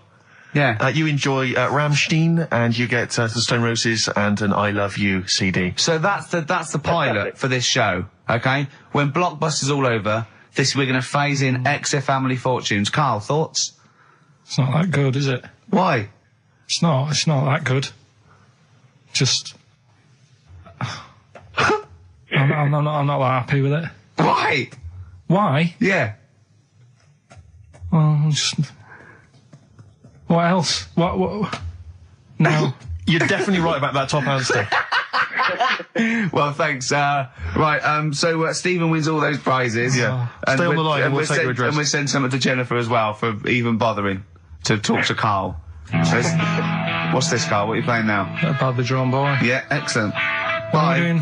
Doing Rockbusters then? Later. Can I just, sometimes I get told off by Carl. He gets a little bit sulky if I slag off the prizes that he sources for each competition. This is from Rob in Croydon. He's a former winner of Rockbusters. Yeah. He said he didn't even know what the prizes were going to be when he entered. He won, and sure enough, for one night only, he was a hero. The following morning, it was just Rob again, and all I had to show for my triumph are 5 compilation CDs I'll never listen to. Yeah. And 2 DVDs I'll perhaps get £9 for on eBay. Please get some decent prizes. Ricky, you're BBC's golden child of comedy. What are you doing? How many of your listeners really are into Stephen Polyakoff's The Lost Prince? No one. That's how many. Now that is a winner. That's someone who's got a reason to like us and like you. I think he's got the same attitude as Steve when you give him something for free. Yeah. Sorted you out with NERD tickets for last night. A lot of messing around, a lot of phoning round going on to get you them tickets. Yeah. Come in today. You enjoy the gig? Couldn't be bothered going, Carl. Typical. Yeah. I didn't say I couldn't be bothered going, Carl. You just assumed that was the case. You're right. But the point is this, Carl. Once you've given me the tickets, they are mine to do with as I see fit. The thing is, what annoys me is, right, I bet he hasn't even listened to them CDs. He might find something on there. That's his point, I think. Yeah, to be fair. But I don't want to give them stuff that's too good, because then they'll listen to CDs instead of XFM. Of course, there's always careful planning. So you always got an answer. Oh, Carl, you're my hero. We don't care, do we, Carl? Well, I think the prizes are all right considering what they've got to do. Do you know what I mean? Yeah. Right. It's just a bit of fun, for God's sake. So please do not blaspheme on air. Something else we're giving away. Go on. The Shining. It's just more throwing away, isn't it? Once again, is it on video? Once again, it's on VHS. Just because you buy it out of your own money, Carl, stop being so mean. And I want to watch it tonight, because it's one of those films that... So you're going to watch this video, and then you're going to send it to someone as a prize? Yeah, it's one of them films that... Sorry, you just said yes to that without blinking. Oh, yeah. You don't think, like, Les Dennis doesn't have a quick go in the car on Family Fortune before he gives it away? It costs $5.99. Bowen has a go at those his and her towel racks. It costs $5.99, Carl. Okay. Letter to Hermione by David Bowie. Well, we're all getting stressed here. We're going to run out of time again. We haven't had enough answers. We left it so late. We had so much rubbish to pack in. You did it on purpose. What? What do you mean? You did it on purpose. I love Rockbusters. I think it's the highlight of the week. But I remember in the early days of Rockbusters, we used to get reams of emails. Do you know how many we've had today? Go on. 2. Yeah, because we've just done it in the last link, and people have to think about it and do research. They have to guess, because I don't think XFM Family Fortunes is going to be a success. Don't knock XFM Family Fortunes, Carl. It ran on ITV for years. Right, well... Yeah. So has anyone got anything right, Carl? What we'll have to do just as well, we haven't got any prizes to give away anyway, because we gave them away our next month. Yeah, we're coming through now. Let's see. Just hang on a minute. Well, this isn't radio. You can't just sit here looking at a computer screen going, hold on. That isn't radio. Right, well, it'll have to be the one who got the closest, right? Yeah, but he's more going for your looks. I'm more working on your personality. Right, sure. But together... So it's my fault now that the show's going No, down but here. it's like, you know, we're sort of like your mentors. You've got to be harsh. It's like, you're like Eliza Doolittle. And we've got lots of little stylists in, like they do with, like, you know, makeovers and that, all that, faking it. They get in, like me and Carl. Carl's working on your looks. I'm doing your personality. We're going to get, like, stylists in and, you know, coaches. And then you have to do a date. And the woman has to, and there's 3 other blokes, and she has to work out what the freak amongst them is. And you've got to go, no one voted for you as the freak. Yeah, Rick, I've known you for 3 years. I don't think you count for that job. I tower above everyone. You do, don't you? I'm for people who don't know, who are listening, I'm 6'7" tall. That's high. Yeah. That's and for people who've never seen him, he doesn't hold it well. It's not like he's a sort of handsome athlete, is it, Carl? He's a bit of a what do you call him? Carl, don't answer. No. Don't get drawn into that. You know the game he's playing. No. Do you know yesterday when you were in the office? Yeah. You did a little move, and it reminded me of Blakey. Oh, I hate you, Gervais. Oh, I hate you, Pilkington. That's his stance. Yeah, but even he held it a little bit better, didn't he? Because he was a man, you know, he had a big coat and everything, and a peak cap. But, yeah. I can't believe, like, I've not suffered enough from being freakishly tall. Now, two of my best buddies, live on radio, are just... It's not just height, though, is it? It's the posture and the face and everything. But it's got you places, hasn't it? No? What do you mean it's got me places? I think people give you a bit more of a chance in your career and stuff. It's like... What, yeah, stacking shelves? Because I can reach to a high level. Muse, Plug-in Baby on XFM 104.9.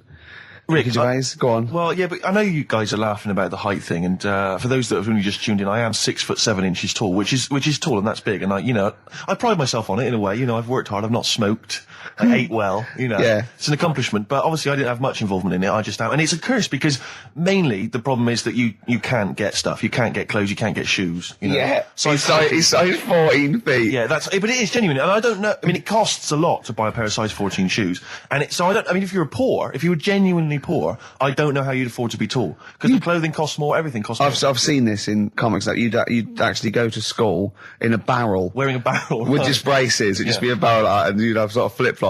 And you'd take a mule with you. They all had a mule, didn't they, the poor people? People always think, like you'll be in a pub or something, and people just think they can talk to you about it. They just think, hey, oh, you lanky, it's just like, because it's like they But that really annoys you, doesn't it? Well, it annoys me because it's like they think I should be proud of it. Like, well, exactly, but they don't think that this is not a disadvantage, this is not a disability, is it? You're taller than most people. It might get disability. No, if you were 8'3", it'd be slightly debilitating. You would, you know, but disabilitating. What? Disabilitating? Yeah. No, you're a medical man, aren't you? But no, the point is, it's a disabilitating because when you go on public transport, like if you're on a coach. The only place I can sit on a coach is that seat on the driver's lap. Either on the driver's lap or that seat at the very end. Yeah. You know which sits into the aisle. Yeah. That's the only place I can sit. Well, you stand up, some sort of kids at the back waving at drivers. You could drive it from the back. Here he comes. Watch it. Were you a tall baby? Oh, Mr. and Mrs. Merchant, you've given birth to a basketball player. Look at his dribble already. Were you a tall baby? Babies aren't tall. Oh, at what point did you suddenly, like, Jesus, nothing fits me? Well, it didn't happen overnight, Carl. Let's do a little graph. How tall were you at 5? Oh, I don't know. 3 foot. 3 foot. How tall were you at 12? 6 foot. 6 foot, you really? I don't know, do I? How do I remember? I don't remember this. Well, when did teachers start calling you freak boy and lanky? They didn't. It wasn't so much. It was no. You went to a funny school. I went bowling with him once, so I'd never been bowling before, and he'd been once before, and he went, let's go to this bowl. We went to a bowling alley, right?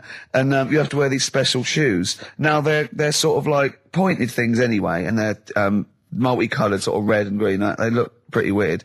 And the woman said to me, "Oh, what size?" I said, "Oh, 8." She went, "Yeah." "What size are you?" 14. She went, 14. He went, "You probably haven't got them." She goes, "Yeah, I think we have got one pair." And she put them on the table, and it was like Krusty the Clown. And I just started laughing. They looked so long, and he had to run round this bowling alley in these freaky clown shoes. But they don't look freaky clown like when I'm wearing them, because the rest of me's in proportion to it. It looks like a little wall bracket. One of the worst things that happened to me was when I was like, I don't know, when I was about 16 or something, we went to, Listen, let me just tell you briefly, this is another example of how people can just exploit you and make fun of you when you're tall. Yeah. I was quite tall. I've always been like about 6'7" for quite a while now. And when I was about 16, I went to a big New Year's celebration in Bristol, where I come from. And everyone kind of congregates in this big sort of part of town, and there's all people dancing around, like in Trafalgar Square. And I was there, like, somehow I just picked up a balloon somewhere along the line, one of those kind of helium sort of balloons, and I was holding that, sort of dancing around. And these two girls came up to me, and I was thinking, yeah, okay, it's New Year's Eve, brilliant, that's my kind of party. Yeah. They came out, they went, "Hey." Once a year. And they said, "You going to be here for long?" And I went, "Well, maybe." And they said, "It's just that we've arranged to meet back at you in about an hour." I went, "What do you mean?" I went, "Well, it's just because we can see you wherever you are. Don't worry, you can move around and stuff. We'll see you with the balloon. Just arranged to meet some friends." I love that. A landmark. So, pilots use that. Oh, we're just coming in. When we see Steve Merchant, we'll be descending to Bristol Temple Mead. What's really funny is New Year's Eve, Trafalgar Square, you got a huge column, but they use Steve as like the meeting point. Steve's got a huge column. Brilliant, Rick. Well done. Award-winning comedy from Ricky Gervais. When I was in America, everyone told me that it would be really easy to get big clothes and big shoes and that, because they're all huge and all freaks over there. All right, steady on. And I was wandering around New York, and I was going in a few shops, kind of saying, we've got size 14, US 15 shoes, and they were going, "No, is that the difference? Yeah. One. And they literally were laughing at me. There was a couple of shops where they literally laugh and get like someone else in and come and look at the tall, freaky Englishman. Really? And then one guy said, "Oh, I remember we had someone come in here once, and he said he'd been to a shop which sold kind of stuff for really tall people, and he said, I think I can remember the address, and he sort of looked through the sort of telephone directory, and he made a note of it. And I went on the subway, and I went down all Lilliput. And I went, it took me ages to get there, and really hard to find it. I finally went in there. I've never seen it. It was heaving, right, with freaks. It was amazing. It was like, they were just kind of gargoyles. It was like something from Lord of the Rings. They were just kind of these tall people and kind of gnarled. Did they turn around and start bowing to you? It was incredible. Yeah. When I went in, I just said, "Hi, I'm looking for a kind of sort of." Guy went, "Yeah, sure." And he sort of hobbled off into the darkness and came back with exactly the kind of pair of shoes I wanted. I couldn't believe my luck. It might be a magic shop. But it was like that shop in Mr. Ben. It might have been a dream, though. You see. Mind you, I went to Texas once, and I had some ribs, and it was like the Flintstones. It was huge. And not only did it look too much like an animal that I couldn't actually eat it, I don't know who could eat it. I mean, seriously, it was 2 foot long. Yeah. And it was like half a rib cage. And It's incredible. My friends lived in Texas for a while, and they once were in a kind of diner, and there was, those kind of benches that are attached to the table itself, like a kind of picnic bench. Yeah. And, this huge fat guy came in, he came wobbling, he ordered like this kind of everything you can eat meal, and his fat kind of sort of, His big fatty fat, and his fatted on the fat table, It wrapped itself around the table and everything. He was chowing down, and when he tried to leave, the table came up with him. Oh no. Imagine that! I mean, they are fat, aren't they? They're big people. They're huge people. But it was that thing we talked about before, that bloke on Jerry Springer Show who was like 80 stone, right? Now, I felt quite sorry for him. He was really sad and he was crying. It is rad, but my point is this, right? When he got to say 50 stones, didn't he go, "That's too much, That's not enough for a land animal"? Exactly. Do you know what I mean? Yeah. That's big, isn't it? I mean, I'm getting worried. I'm 13 stone, and I'm genuinely getting worried. I'm thinking, oh, yeah. God. When you've got that big, when you've actually got your own mare.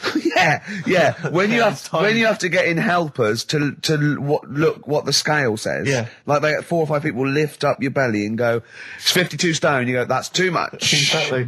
I'm going to only have 9 breakfasts when you begin to appear on the Ordnance Survey map. yeah, exactly, yeah. When you've got your own symbol. It's like, we can see 2 things from space now, Fatty and Steve Merchant. We'll be landing there about... Well, no, I'm just saying at all, you're not fat, are you? You're freakish and big. Yeah, Ricky Gervais, yeah. Okay, Steve Merchant.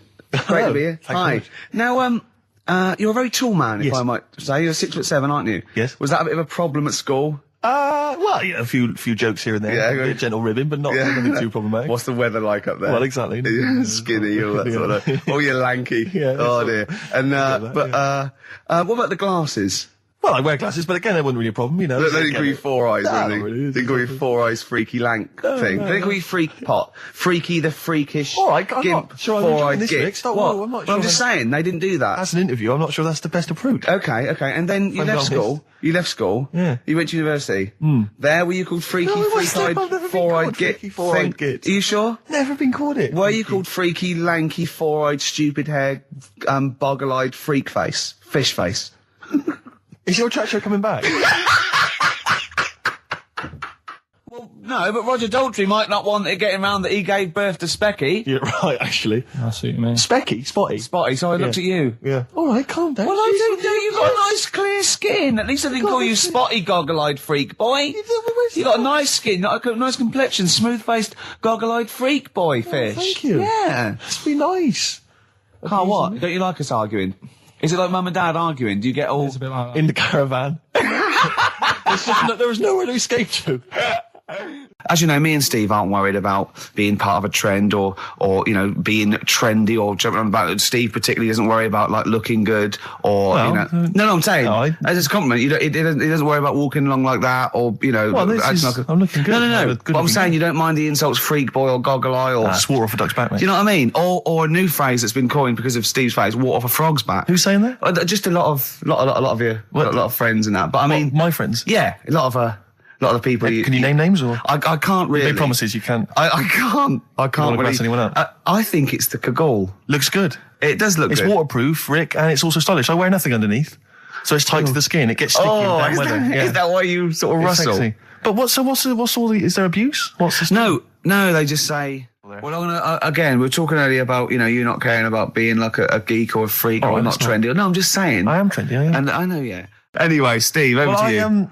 I just was wondering, because I've had an exciting week, relatively speaking, Rick, because instead of just spending it all with you, sat in a little room, as is our way, I've been doing some acting this week, as you know. I know. And I don't normally act, but I, basically, there's some people at the BBC who are making a comedy pilot, kind of comedy TV show.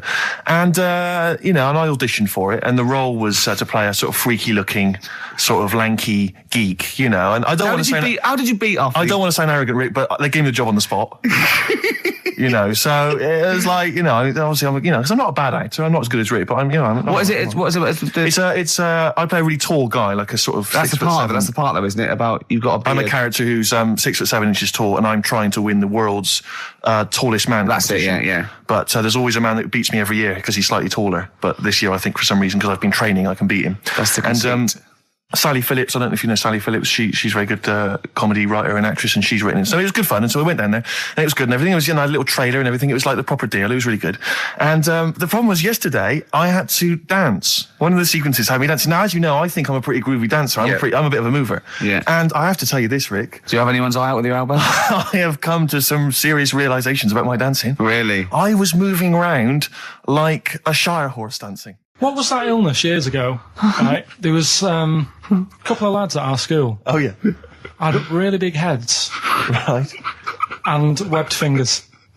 And webbed fingers? And... Sorry, wait. Was that... Hold on, did you find him in a pond? Did they used to be little tadpoles? No, Carl, you're not confusing your past with an old episode of Doctor Who, are you?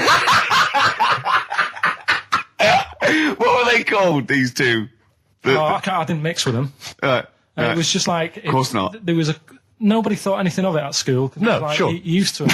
Yeah, it's the North. There goes the creature from the Black Lagoon again. yeah. He's late. Brilliant at trigonometry. He's late for double maths. Yeah. But, I didn't think anything of it. What is it called? What is the disease called where two fellas... Are they... Not even related. Rubbish. Not related. Were you near a nuclear power station when you were growing up? Yeah. You weren't really? Yeah.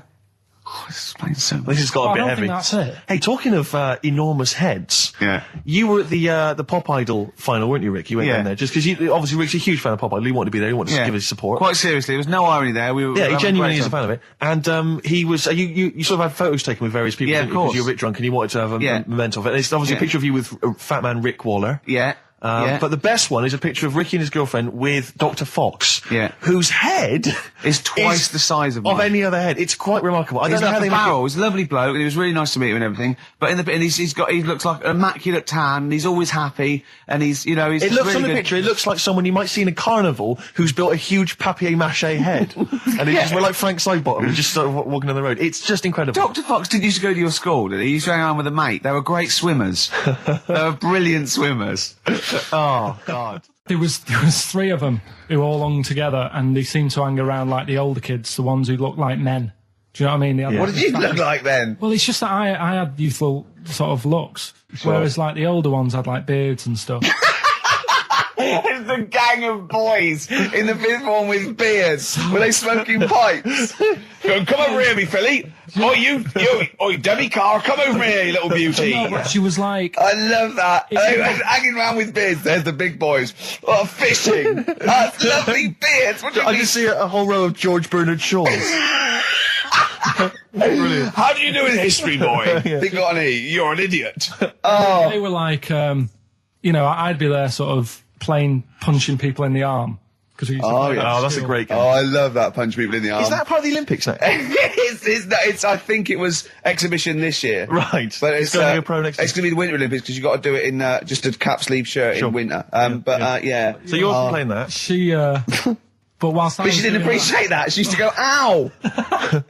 No, I always think whilst I was doing that, they were like the Charlie's Angels and they'd be sorting out a mission somewhere. Because they were really like, there was something about them that you thought, they're special. They were private detectives. What do we work for a man they never see? Okay, here's a name I'm interested in because, let me just tell you the name first. Adam Clifton. Oh. Go on, what are your thoughts on Clifton? He was one of them kids, he was alright, but he had that thing when, if you didn't have enough milk, he had like, wrinkly hands and... like white bits in his nails. Oh, because he didn't have enough milk. Yeah. So therefore, you didn't like him because you didn't get enough milk. This is not to be confused with the 2 people with the big heads and the webbed feet, is it? Webbed hands. Well, this was they weren't related. They must have been somewhere along the evolutionary sort of trail. Do you know what I mean? They must have come from the same sort of stock.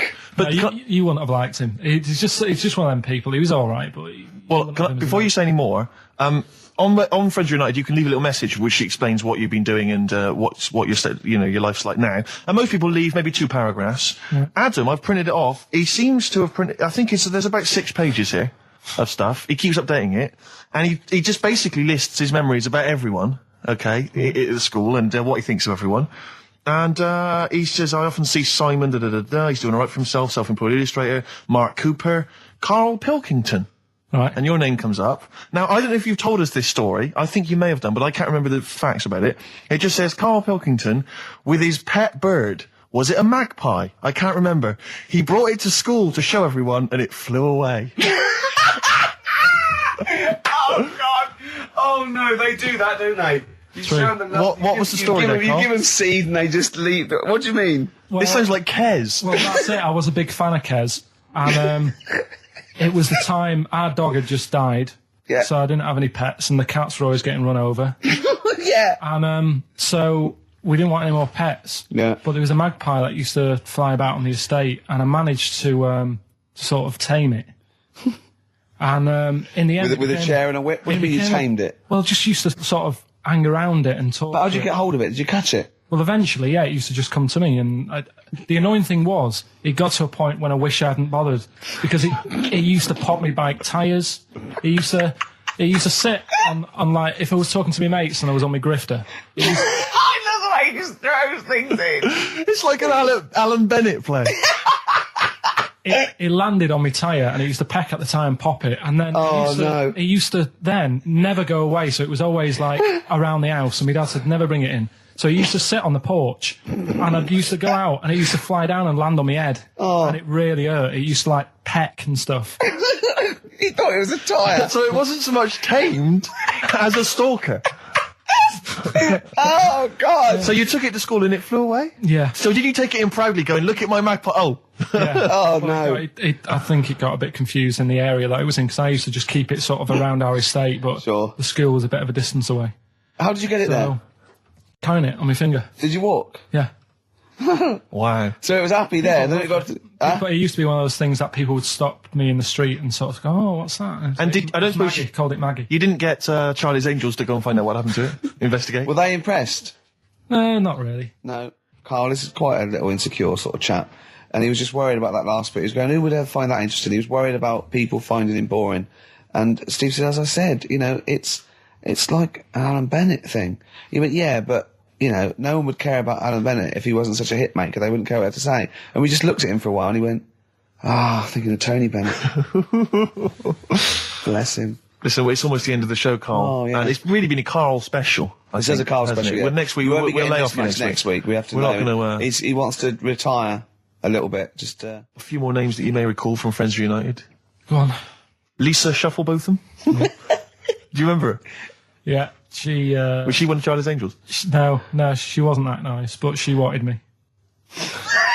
her and her mate Rachel, I remember, I don't know why, but it was some sort of PE lesson where it had to be a bloke and two girls, and they were fighting over me.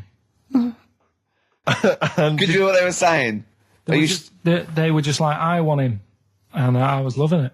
Stuck in the middle, and they were fighting over me. And then the next week, I thought I'll sit near them. What sort of game do they play at this school? I don't know. That's an incredible game. But I think punch me on the arm. No, punch me on the arm, Carl. They just went through it. Because the following week, I thought, right, I'll sit near them again because I quite enjoyed the way they fighted over me. But then they picked somebody else, and I don't know who I was with that week. So you didn't get any action with Shufflebotham or a friend? No. And when she got older, she went a bit off. She's not that good. She's probably nice now. It's just, I mean, I'll say about myself, when you get to sort of the end of secondary school, you do sort of go a bit odd looking. Right. Do you know what I mean? When your sort of head grows funny. I would just love to go back to his school of that era. I mean, just what happened to people, whether, you know, all people sprouting limbs. No, do you know what I mean? When you're like 12 and that, you quite, no, not 12, when you're 10, when you're 7 to 10, you sort of look healthy. And you look at your pictures when you go, yeah, I was a good-looking lad. But then when you get to late secondary school, something happens. Yeah. And you just look a bit odd.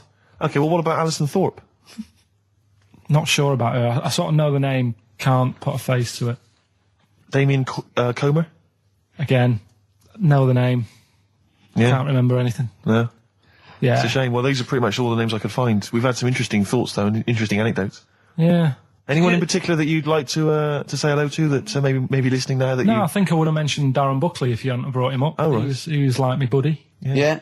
Did you ever see the Magpie game when you took it to the school and confused it?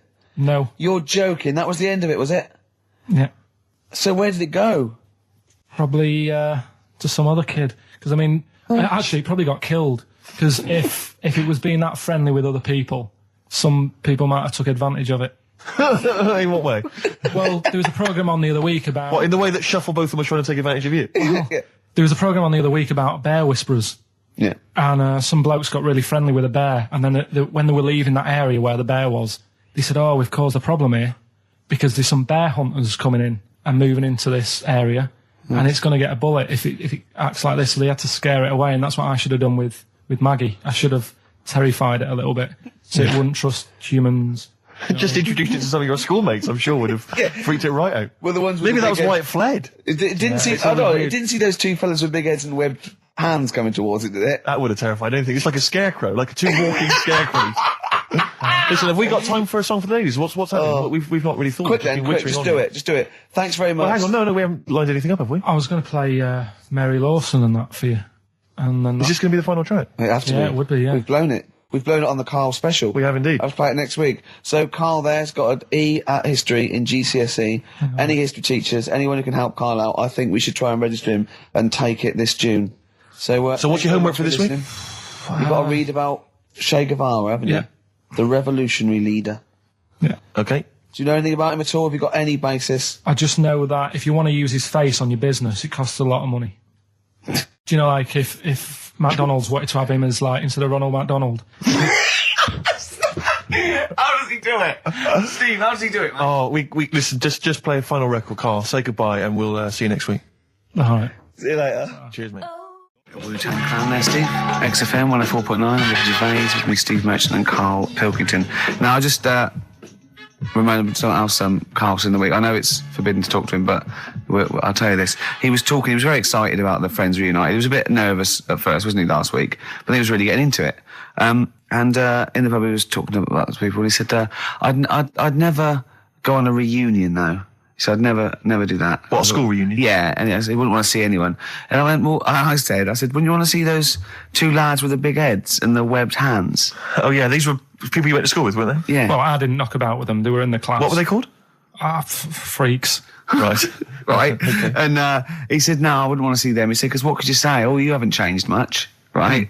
And he said, and they wouldn't go anyway, would they? I said, why? He went, well, they didn't have any friends. Right. And I said, well, weren't they friends with each other?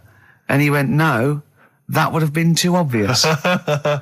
Like they passed each other and went, no, I know it's tempting, but let's not. Everyone would think that's just what we were going to do. Yeah. Let's not do it. Yeah. So they didn't even hang around with each other. No. See, I must say, in my head, I've got something like it's like some sort of extra thing from Blake 7 that they're like some sort of lagoon monster, but they just had slightly oversized heads, did they? See, does your head grow? Your eyes don't. Does your head? Because maybe they've got to a point now that it's all sort of caught up with each other. Well, at the time, the eyes were very small and the head was huge. Just a very big head. And the fingers aren't going to change. That's not. They had webbed fingers. It was like the penguin in Batman. Really? Are you sure? No, honestly. Are you sure they weren't wearing mittens? No, seriously. Yeah, they were. It wasn't home economics. They weren't getting some out of the oven, a very hot dish, were they? Every time you saw them. But why were there two, but they weren't related and they weren't friends? I don't know. I suppose it's like asthma and that, innit? Some kids have it. And it just was a coincidence. Yeah, but asthma's quite a common thing. Webbed hands, Carl. Yeah. I don't know. You don't think of it, do you, when you're a kid? You just sort of...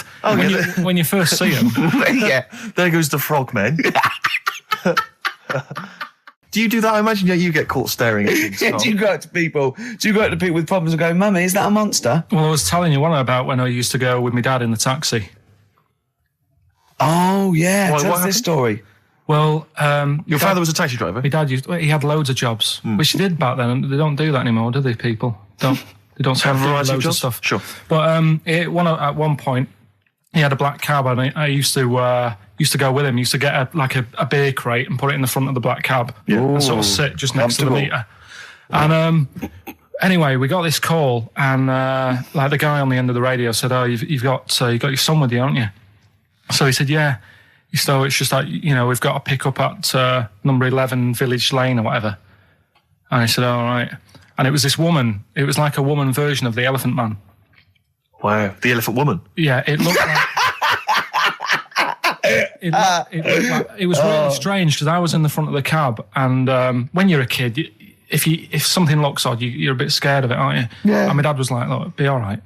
And we're driving towards her. Look, don't worry, son, I've got loads of buns. And just I think I'll just throw one down the street if you run after it. You're being mean, right? I am a little bit, yeah. How old were you, 18? No, I was about 12 or something like that. 11, 12. And as we got closer to her, it looked like she was holding like a bag of spuds on her shoulder. For a snack. Right. And her head was all a bit mangled and messy and that. And my dad said, whatever you do, don't stare at her face. Yeah. And she got in the back. Because you turned into stone. Well, she got in the back, and I had like the mirror, the driver's mirror thing, and sort of having a look, trying to work out. And he said, don't stare at her face. I couldn't work out where her face was. It was that weird. Oh, God. So I'm not sure you're from Manchester. I think you're from like Narnia or something. Yeah, you got frog boys walking around. The Lord of the Rings. They've got like the claws of a lobster and the head of a toad. Yeah. And you got women getting in with spuds for heads. I mean, what is this? This is not the place you grew up. This is madness. Oh, you can't believe it in London, can you? You come down and go, look, symmetry. It must be amazing. It must be a thing to do with upbringing now, mustn't it? And because, again, do you know, I've said to you before, years ago, when I was a kid and didn't have any worries, good-looking lad, you go through it a bit, have a few more worries, and you look knackered. Now, back there's a lot more worries and stuff, so you get a lot more freaks. Whereas in London, everyone's like happy, aren't they? I love the fact that stress can cause your fingers to fuse and your heads to grow. No, but if she must have been really stressed to have a head. Yeah. She was she an accountant or something? You know what I mean? But what did she do? What did she say? Where was she going, by the way? She couldn't speak. London Zoo, please. I think she was going to like to the fair. Seriously, honest to God. On my mum's life, she was. Because at the end of the day, that's a good thing with animals. They don't judge you, do they? She's not an animal. She's a human being. She's not actually an elephant. No, but you know the elephant man was not actually an elephant. You understand that? He's got no elephant genes in him at all. No. That was just a cruel name people gave him. Yeah. No, it's the name of the disease, isn't it? Elephantitis. Look, so listen. So this woman, why was she going to a pet shop? She was going to a pet shop. To find a husband. Is this true? No, it is true, yeah. Oh, God. I'm not taking the mickey because it must be so really bad for you. Of course it is. Carl, I'm going on to you today about cutting myself shaving. Yeah. I was going on about that. To think that she's probably not alive now, but to think... But you're saying that you're going to say this is a worse problem than a little cut shaving, aren't you? Yeah. Yeah. Do you know what I mean? I think you're right. Carl, there's a couple of key questions I need to ask. One, if she couldn't talk, how did she tell your father where to drive it? Did she have it written on a note? Did she point with her nose? Yeah. Right, this has got silly. Pick your song. But also, finally, where did you say she lived again? It was like in a village, a little small village. Right. Just hidden out of the way. All I'm saying is we could maybe get like some sort of coach, book some coaches, get a coach party up there to have a look at her. Take some photos. And now you can make some lemonade. The offspring of a woman and some spuds. Yeah. Please enter at your peril. Give me a shiny shilling. Carl, any more? I'll tell that story that you were telling me about your dad when he was driving. Well, it's just that you were talking about. Well, I mentioned Forrest Gump. Yeah. And the Forrest Gump types. When my dad was when he was a taxi driver. Yeah. You used to have to. Sort of do your bit for the local area. Oh God! By taking the Forrest Gump people to Blackpool. Yeah, is that what they're called now? The Forrest Gump people? Is that what the organisations that support them asked for them to be referred to? A minibus with life is a box of chocolates.com. Well, Forrest Gump types. It must have been. So you work with these people. The people with learning difficulties. And they used to get 5. Coming home must have been a busman's holiday. So he got 5 of them in the cab. Yeah. And they had to go to Blackpool, and 4 of them were really good, behaving themselves, didn't mess about, weren't fighting and stuff, but there was one who was just causing loads of trouble and they couldn't control him. Oh, and what you've got to be able to do with people like that, you don't want them to get stressed out because it's not good for them. It stresses them out, and you could end up with a bit... Thanks, Dr. Carl. You could end up with a bit of a riot on your hands. So he thought, I'll nip this one in the bud right now. And he pulled up just on the outskirts of Blackpool, and he took the one out that was causing problems and put it in a wheelie bin. Oh, no. Oh, I'm sorry. I apologise. He did what? Oh, he did it for the good of the others. He put it in a wheelie bin. He was having a good time. He thought it was one of the rides. Can you stop saying it? Him. Yeah. He was having a good time, and once he calmed down, my dad went back and picked him up, and he was fine. He had a good time. He left him in there the whole time the others were in Blackpool? No, he left him there, not the whole day, probably about an hour and a half. In a wheelie bin? In a wheelie bin. Why couldn't he get out? Because, his arms were trapped on the thing. One of those... he tied him up? No, do you know, because he was a big fella, and he managed to get him in so his arms were down the side like that, so he was a bit trapped. Wasn't he screaming and crying and stuff? He was making a bit of noise, but do you know what I mean? What you feel served him right? Well, but anyway, I didn't really want to talk about it. You just bbrought it up because of Forrest Gump. Did his family know about this? Is this the first time they'd have heard about this? He didn't get asked to do it again. Sure. Now, you went to school with a number of different interesting people, some of whom were which, freaks. I understand, had big heads and webbed toes. Is that right? Yet they were not related to each other, and they weren't friends with each other. Why weren't they friends with each other? Because that'd be obvious. Did they wear shoes, or did they walk around in their webbed? Were they good at swimming? I don't know. I don't think they ever went swimming. Did they ever talk? Did they ever look over at each other and think, "Yeah, we should hang out more"? I told you something in the week as well. There was another lad at school had a pigeon chest. He had a what? Can we come back to this? He had a pigeon chest. I think we should play a record, Carl, because I think we've hooked them now. Yeah. I think there's no one switching off now, Rick. No, play a record. We were talking about something before. Yeah, well, the freaks used to go. You had people with big heads, 2 web feet, didn't hang around each other. That would be too obvious. You had a fella with a pigeon chest. Yeah, what's the story with the pigeon chest? Don't know how it happened. It was like it looked like somebody sort of hit him on the back with a big hammer, and it had come out at the front. Yeah, and I've never seen it since. Could that have been the answer? Well, why he had it? Why had it? Possibly, I suppose, in your neck of the woods. Yeah, don't know. Never asked him. It's just come back to haunt you, has it? The pigeon chest? No, it's just that when you mentioned about kids at school, I forgot all about him. He's talking about the kids with the web feet and the big heads. Yeah, and I forgot about the little old the pigeon boy. Yeah, pigeon. Yeah. I've had an email from Andrew Forrest, who has just simply entitled it Karl Pilkington. Oh, Karl Pilkington. What do you think of that? That's got to be your new name from now on. Oh. I had a mate who used to use it. What, he used to call you that? Yeah. Was that your nickname at school, Pilkington? No, it's not my nickname. It is now. No, it's not. It is now. Pilkington. Pilkington. Oi, Pilkington. Oi, Pilkington. Pilkington, do my homework. Where do you live? Where do you come from? Pilkington? No, there's this lad who called Mark, right, who used to go to school with, who used to call me that. And his mum, right, was like obsessed with cleaning. And I was never allowed in their flat. He makes the place look untidy. So she used to, I don't know if it was just me or all his mates, but I used to turn up and she goes, yeah, he is in, but you know what you've got to do? And I used to have to go round the side of his flat, and he had a computer, right, which he used to play. I didn't have one at that point, but he had one. And I used to have to go round the side of the flat and stand at his bedroom window with his window open, and I'd be sort of leaning in playing the game. You are joking. I'm not. His mum. You had the weirdest upbringing I've ever heard. The things you were willing to do. It's the strangest. What is this town like? No, I stopped going. Was there always music? Right? There's the horse in the house there. Oh, look at these 2 kids with big heads and web feet. All right, Ronnie. All right, Reggie. What was it like? She was obsessed. It is like you've grown up in a cartoon made for children. Yeah. No, his mum was really obsessed with cleaning. Can I play it through his window? I used to. Put Mrs. Ramsbottom. Can I play it through Mark's window? Alright, you know what you have to do. She used to be up till about 3 in the morning. Pilkington again? Have you washed your hands? Well, up till 3 in the morning, washing. She used to be up doing the tiles in the kitchen. Washing until 3 in the morning? It was at 3 in the morning. And for ages and ages, that saying that out on the tiles, I used to think that came from, like, his mum. Because she was out, like, cleaning them late. So, till I was about 13, I thought that saying, out late, on the tiles. Yeah. Was... And now you're not confused by anything. Well... There's no misunderstandings in your life now, is there? So he was allowed to walk in and out of the house, was he? Oh, he was alright, and he used to come round to ours a lot, and my mum used to get these pies from Hagenbach's, right?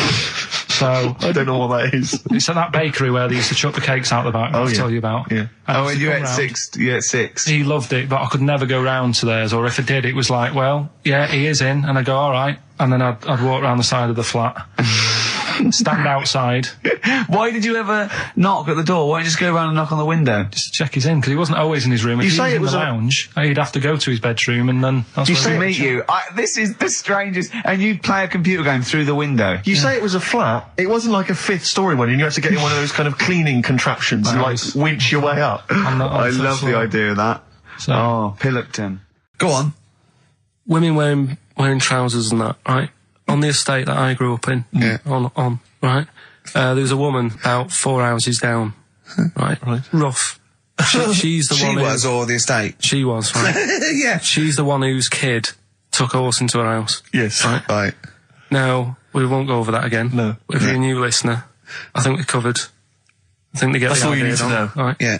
Now, she used to wear leggings. Yeah.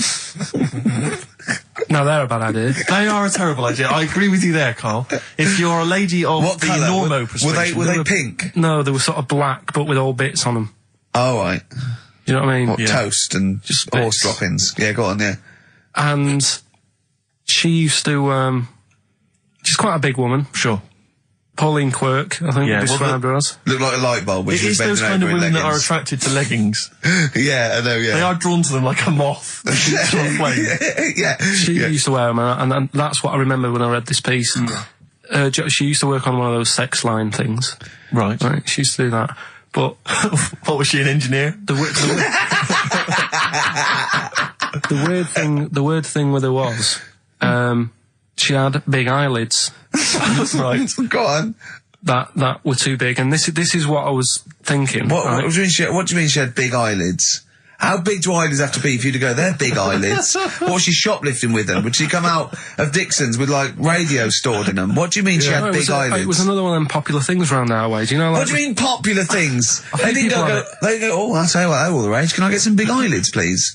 No. It was just like one of them things that people suffered with. Just big eyelids. They could hardly open their eyes. What do you mean? What do you mean? That's one of them popular things around where I grew up. People had big eyelids. They could hardly open their eyes. What does that mean? What sort of freak town were you born in? You had webbed feet people with big heads. You got women with big eyelids. What does big eyelids mean? Are you confusing her with the horse? Yeah. Did she have hooves? Look, what? Just too much skin. It was like the neck of a chicken. But on the eyes. What's your point? Anyway, so there's this big eyelided woman with the leggings. And that's what I'm saying to you, though. That's... When I read that story with people with trousers, I went from that to a woman who used to have big eyelids. I still don't know the point. But then, and also the other bloke who had the eyelid problem was a mate of mine. Right. His dad had it, and same problem, massive eyelids. I don't know what that means. I don't know what that means. I used to say to my mum, I'm going round to Dave's house, and or say, well, that's all right, but make sure his dad doesn't take you out in the car, because he could hardly see. He had to have his head.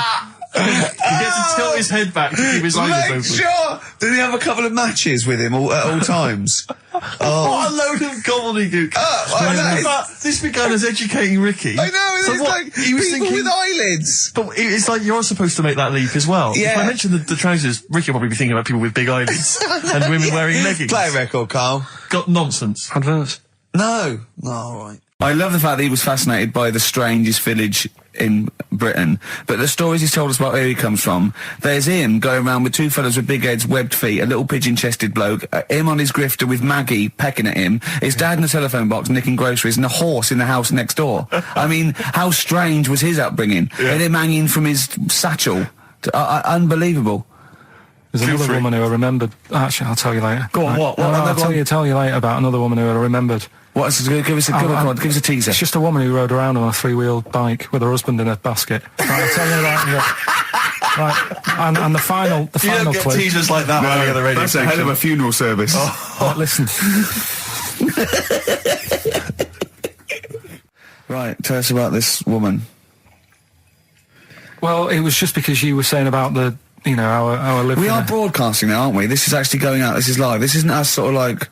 Yeah, but you were just talking about how I lived in an odd village. Yeah. With kids with big heads and all that, right? And what I wanted to do... What is that again? There's two kids with big heads. Yeah, they just had sort of big heads and webbed hands and that. They went to my school. And when I spoke to my dad the other day, because I'm going to see my mum and dad tomorrow. Oh, yeah. So I said, have we got any school photographs with the big-headed kids in? And he said, no, nobody bought those sort of school photos because they were in it, so it was always a bit ruined. So I said, well, no. He said sales would, because he obviously talked to other dads and stuff like that, and he just said, no one bought them.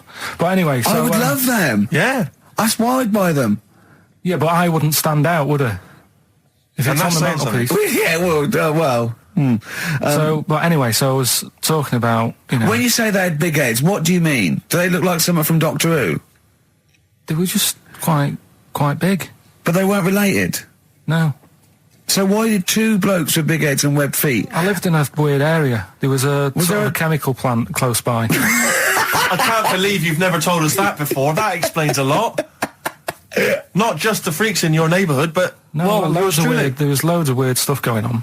There was this, like I said, there was this woman who used to like live in one of the council flats, right? And she had a three-wheeled sort of big, what do you call it? Son, three-wheeled son. He was the weirdest bloke we ever knew. What do you call it? Like a big tricycle, but for an adult rather than one for a kid. It was a big one. It wasn't a motorbike though. It was a no. It was a push bike thing. Yeah. And she used to sort of ride down the road with a fella sat in the basket on the back with his like legs dangling over, and they'd be going to like the pub and what have you. Was it a different fella each time or the same one? No, same. Yeah, little sort of bald-headed fella. So it was in collection for like organs and things. Bring out your ill, and then people just throw Grandad just in the back and go, right, we get £4 for Grandad. But she's got a lovely pair of testicles on him. They're very low, but they bring out your dead or nearly dead. She used to pick on her husband quite a lot. They'd be in the pub and what have you, and they'd be sat by themselves, but she'd always be sort of, having a go at him, moaning at him, sort of pushing him about and that. So my dad and his mate, right, they went round to their house, knocked on the door, she answered, and he said he was a copper, right? He said, Detective Pilkington, can I come in and have a word? So I'm just going to make a note of impersonating a police officer. Yeah, but for the good, he went in and sort of now I've heard superhero. Yeah. I've heard you picking on your husband a lot. Yeah. We'll be keeping an eye on you. Do it again, and there'll be trouble. And she backed off after that. She was all right. And how was the husband? Was he still in the basket though? Was he allowed to ever sort of like ride up front with her? Or was he just always in the bar? She'd sort of stopped picking on him in public places and stuff. That's good. Just you can't get done, can you, just for doing that?